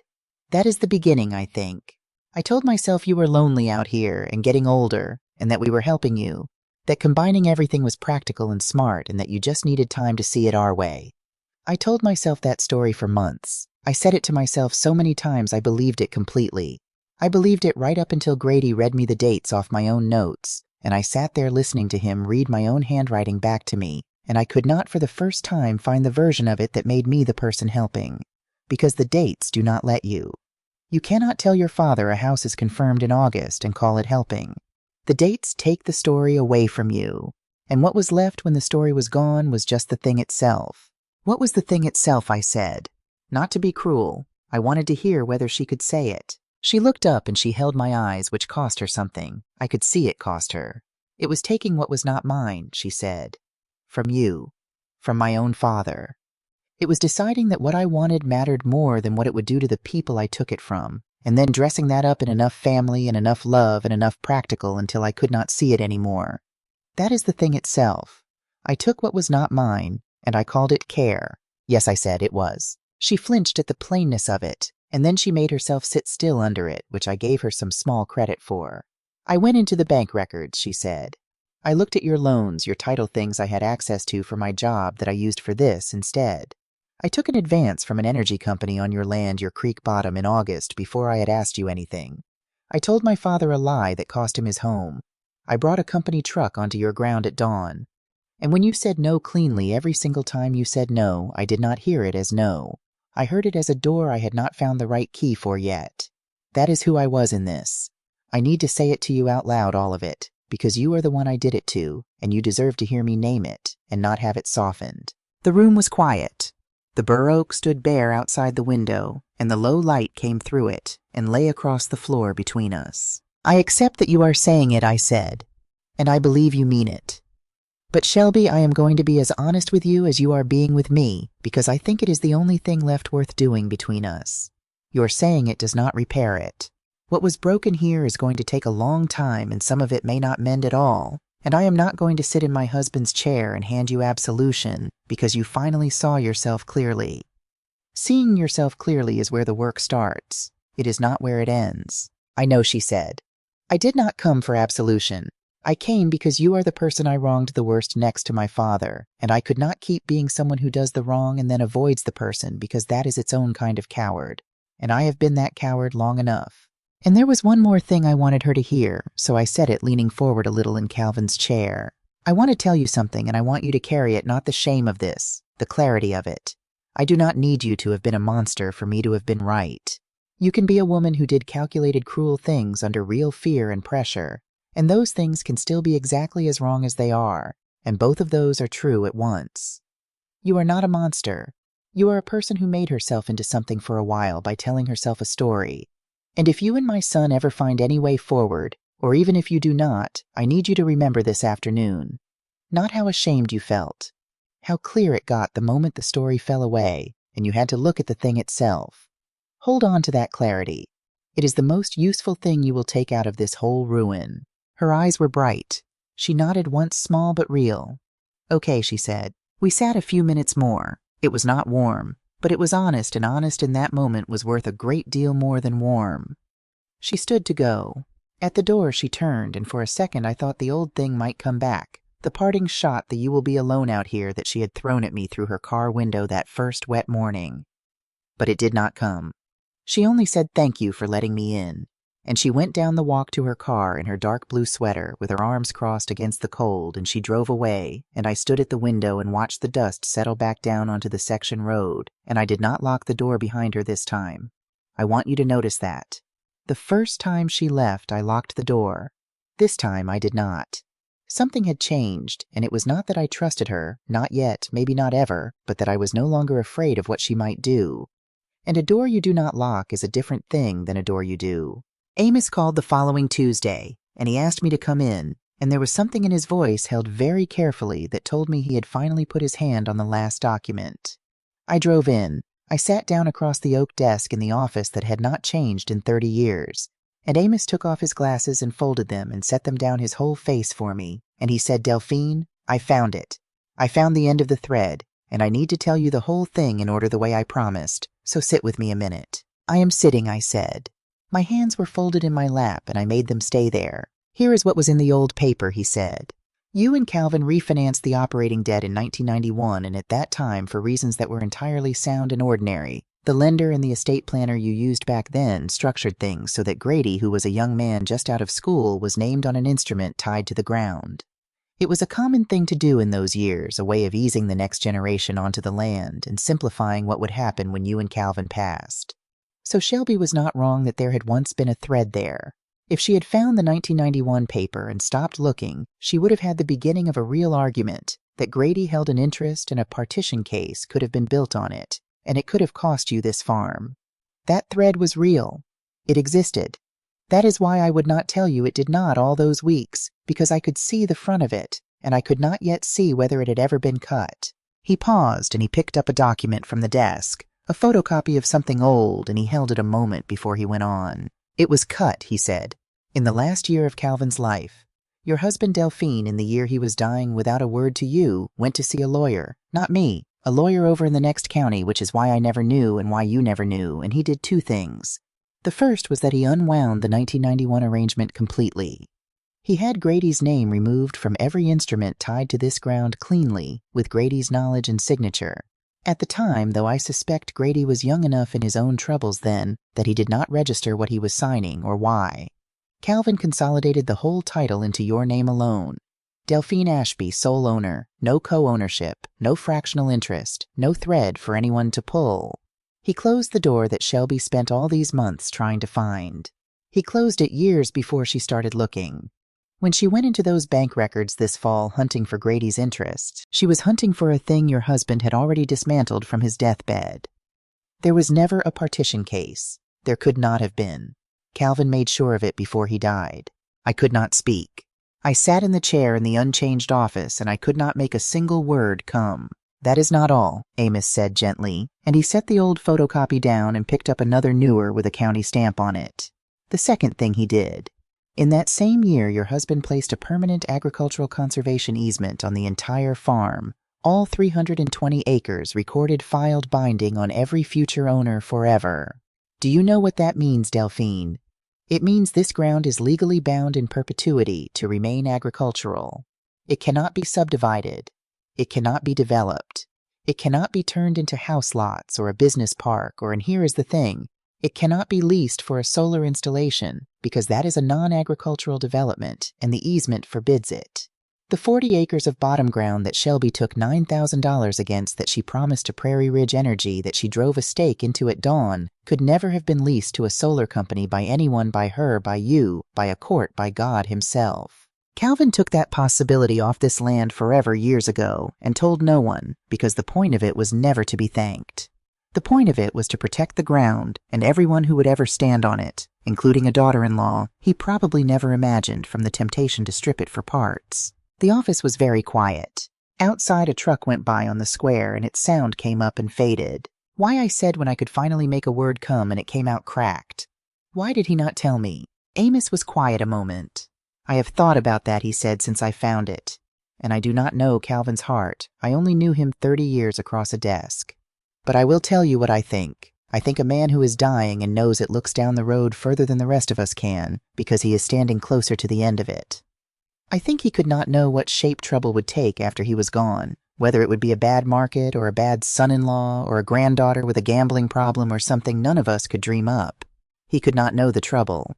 But he knew the ground and he knew you, and he knew that the surest way to protect you was not to leave you a warning which you might lose, or an instruction which you might not follow, but to reach forward and simply make the trouble impossible.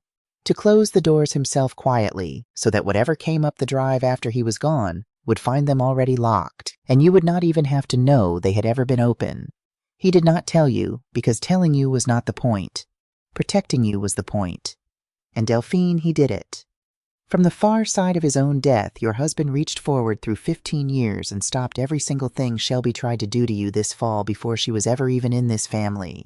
She spent months trying to force a door that Calvin had welded shut on his way out the door of his own life. I put my hand over my mouth, and I wept there in the chair in the office that had not changed in 30 years. And Amos, who is a careful man and not a demonstrative one, got up and came around the desk and put his hand on my shoulder and left it there. And neither of us said anything, and the old green lamp burned, and the water stain that had been on the ceiling since 1994 was still on the ceiling, and my husband, my quiet husband who told me things with his hands, had loved me so completely and so far ahead of himself that he had made me safe from a danger neither of us could yet see, and had done it without ever once asking to be thanked for it. And I had spent 15 years thinking I had done all the surviving alone, and I had not been alone at all. I had been standing that whole time inside a house of doors he had bolted for me on his way out. I drove home in the early dark, and I did not turn the radio on. I let the flat country go blue and then black around me, and I talked to Calvin the whole way out loud in the cab of the truck, the way I have not let myself do very often because it hurts too much. But that night it did not hurt that night. It was the opposite of hurting. I told him I understood now. I told him I had almost let a stranger convince me I was on my own out here. And I told him I would not make that mistake again, because I could see now that I had never once been on my own, that he had built the whole place to hold me, and then he had gone and made sure it would keep holding me after he was gone. I pulled into my own drive, and I sat in the truck a minute and looked at the house with its one lit window, and at the bur oak black against the last of the light, and I said out loud, "Thank you," and I went inside. Roland's case settled before Christmas. It did not go to trial because Amos's colleague in Grand Island took one look at what was in that folder, the dated notes in Shelby's own hand, and understood that no lawyer alive was going to want those pages read into a public record, and Shelby's own Lincoln attorney understood it too. They settled.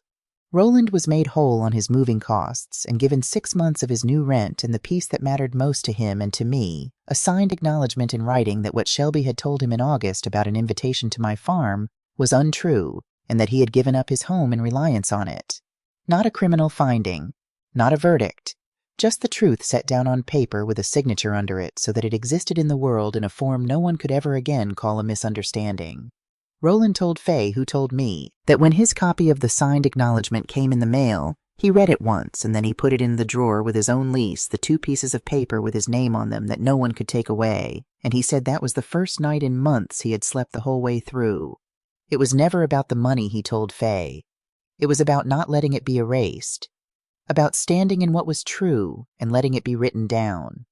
And I understood him completely, because it was the same thing in the end that the whole fight had been about for me.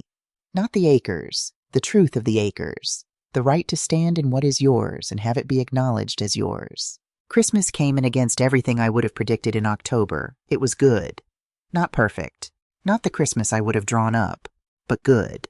Corinne came out from Colorado with her husband and their 3 children, and Grady came and stayed in his old room the night before, the room I have never changed. Still the same quilt his grandmother made. Still the shelf of paperbacks he read at 16 and never took with him. He stood in the doorway of it a while before he went to bed, looking at it the way grown people look at their childhood rooms, with that particular vertigo of being at once the boy you were and the man you became. And he said, "It is exactly the same," and I said I never had a reason to change it. And he looked at me and said, "You always thought I would come back." And I said, "I always knew you would need somewhere to come back to. That is different." And it is. Christmas morning, the grandchildren descended on the farm with the total disregard for adult feelings that only children under 12 can manage, and it was the most healing thing I had felt in months. There is nothing that recalibrates a person's sense of what actually matters, like a 6-year-old who needs you to explain immediately, and to her satisfaction, why there is an ornament shaped like a pickle hidden in the tree. I explained the pickle. Calvin bought it at a Christmas market the year we drove up to see the lights in Omaha as a joke, and it went on the tree every year after, and whoever found it first on Christmas morning got to open the first present. This was received by the 6-year-old with the gravity it deserved, and she set about hunting that pickle through the branches with a methodical ferocity that would have made Amos Dressler proud. And Grady watched her from across the room, and he caught my eye, and we almost laughed at the same moment, and did not quite, the way you do not quite when a thing is funny and tender in the same breath when the person who bought the pickle is not in the room and is in every corner of it. At some point in the middle of it, while the children were on the floor and the ham was resting and the kitchen was full of steam, Grady came and stood beside me at the counter where I was mashing potatoes, and he took the masher out of my hand the way he used to as a teenager when he wanted to help but did not know how to say so, and he worked the potatoes a while without a word, and then he said low, so only I could hear it, "I have been thinking about what Dad did, about the easement and the title. I keep coming back to the fact that he took my name off the ground, and a year ago that would have hurt me. I think I would have felt written out. But now I understand it. He was not writing me out of the land. He was writing me out of a weapon somebody could use against you. He made sure I could never be the crowbar even by accident, even if I was too weak to stop it, which he must have suspected I might be. He protected you from the worst version of his own son. And I keep thinking, that is the most a father can do, is it not? To reach ahead and make it so his own weakness in his child cannot be used to hurt the person he loves." He set the masher down and looked at me, and his eyes were wet, and he said, "I want to be the kind of man who does not need his name taken off things to be safe to have around." And I put my hand on his cheek, my grown son taller than his father was, and I said, "You already are, Grady. You are becoming him right in front of me." And he had to turn back to the potatoes for a minute, so the children would not see his face, after the children had eaten too much and torn open everything and settled onto the floor with their new things. Corinne sat down next to me at the kitchen table and said quietly, "Tell me the real version." Corinne is my daughter, and she has her father's directness and my stubbornness, which is either a wonderful combination or an exhausting one, depending on the day, and she had known something was wrong for months and had let me come to it in my own time, which is its own kind of love. So I told her the real version, all of it, in order: the coffee cups and the steaks and the wheelbarrow in the rain, the loan files, the partition, Roland the folder, the dates, and then Amos's office, and what Calvin had done from the far side of his own death. Corinne listened without interrupting, which is not her natural state, and when I finished she was quiet a long moment, and then she reached over and gripped my hand hard, the way she does everything, and she said, "You did all this alone. You should have called me."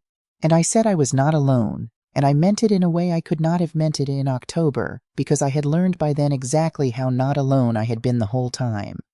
She held my hand and looked at me and did not let go for a while, and outside the window the bottom ground lay white and clean under a light snow bound forever to be what it had always been, and inside the house was full of the noise of my grandchildren, and I thought, this is the thing Shelby never understood, standing in this house, measuring the rooms.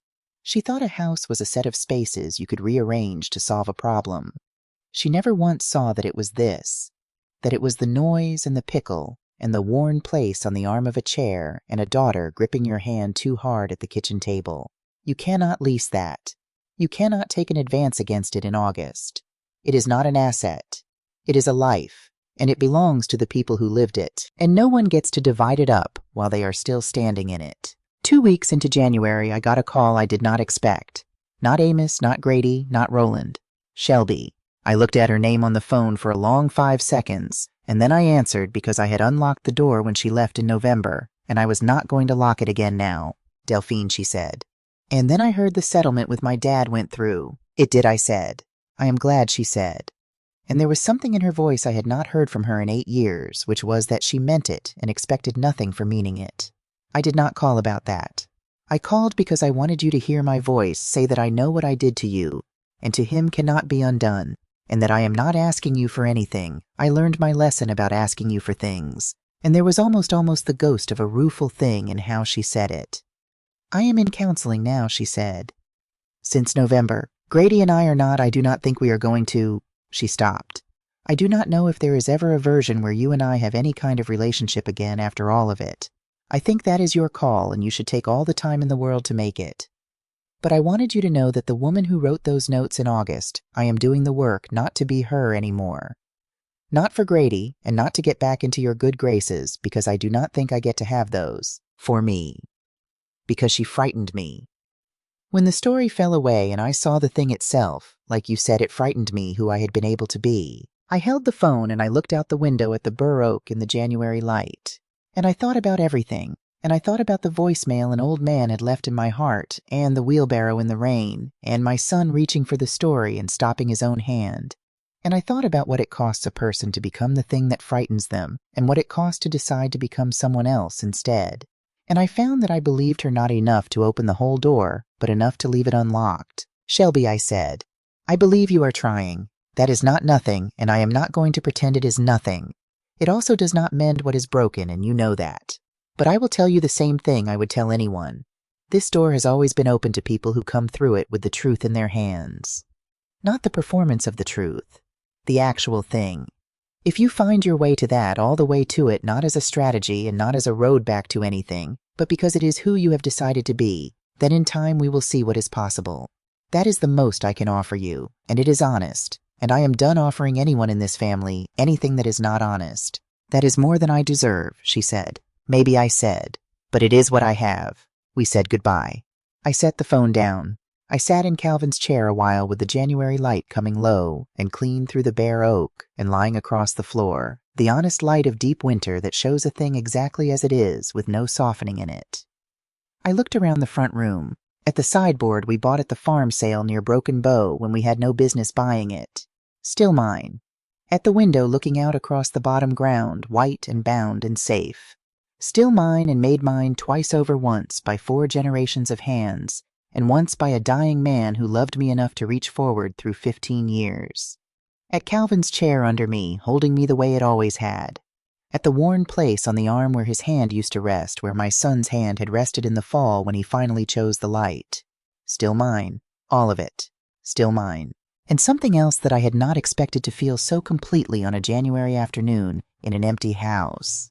Not the fight. No one is grateful for the fight, but for what the fight had shown me, which was that I was still the woman I had spent my whole life hoping I was. That when the pressure came, and it came up my own drive with coffee cups and steaks and a lawyer in Lincoln, I had not folded. I had not disappeared into somebody else's story about what a widow owes her family, or how much she should give up to keep the peace, or how little her one life on her own ground is worth against everyone else's needs. I had stayed exactly where I was. In my house, on my land, in my own skin. I called Faye. She picked up on the first ring the way she does when she knows. How are you? She said. I am good, I said. And this time it was the whole true answer, and she heard it. I could tell she heard it. And I told her about Shelby's call, and what I had said, and about sitting in Calvin's chair in the January light with all of it still mine. And Faye listened the way she always listens all the way without hurrying me toward any tidy end. And when I was done, she said, you know what you did this whole winter? You stood in the middle of a storm, and you did not move. You did not brace so hard you cracked, and you did not bend so far you disappeared. You just stayed where you were. Yeah, I said, looking at Calvin's chair. I did. Then I put on my coat. Calvin's barn coat, the canvas one from the hook by the door, and I went out into the January afternoon.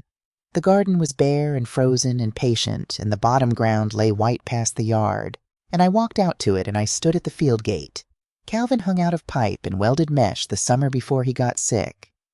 The gate a stranger with a sledge had walked toward at dawn in October, and I put my bare hand flat on the top rail of it, cold as iron because it was iron, and I looked out across the black and white winter length of the richest dirt 4 generations of my family had made a living from bound now forever to stay what it was. And I said out loud to the ground, and to Calvin, and to the whole quiet farm that had held me through all of it, I am still here. And that is the whole of it. Not the story of a woman who was wronged and survived it, though that is true. Not the story of a family that broke and began slowly to mend, though that is true too. Not even the story of a farm that was nearly taken and was not, though that is the truest of all. The real story is this. A woman who spent 44 years on one piece of ground learned in the hardest possible way that the life she had built on it was worth defending. That her land was not an asset to be rearranged for someone else's hard year. That her dignity was not a starting offer in a negotiation. That her love for her son did not require her to vanish, and her open door did not mean an open field for anyone who wanted to walk in and drive a stake. A person's kindness is not a permission slip. A parent's love is not a deed. And a home, a real one, is not the spaces inside it that another person can measure with their eyes. A home is where you decide, every single day that you are still standing on it, exactly who you are. I decided I am Delphine Ashby. I am a widow and a mother and a grandmother, a farmer who still puts in her own winter wheat and feeds her own stock in the cold, dark mornings. A reader of 2 library novels at a time. A keeper of a loose porch board I will never fix because the sound of it is my husband's. I live on Sutter Creek Road on the ground his grandfather stopped the wagon for in the life I have earned and the life he protected, and I am not going anywhere. The oak he planted still stands in the west corner of the yard. Come spring it will leaf out again the way it always has, indifferent and generous at the same time for grandchildren whose faces he never got to see. And I will be here to watch it. I am still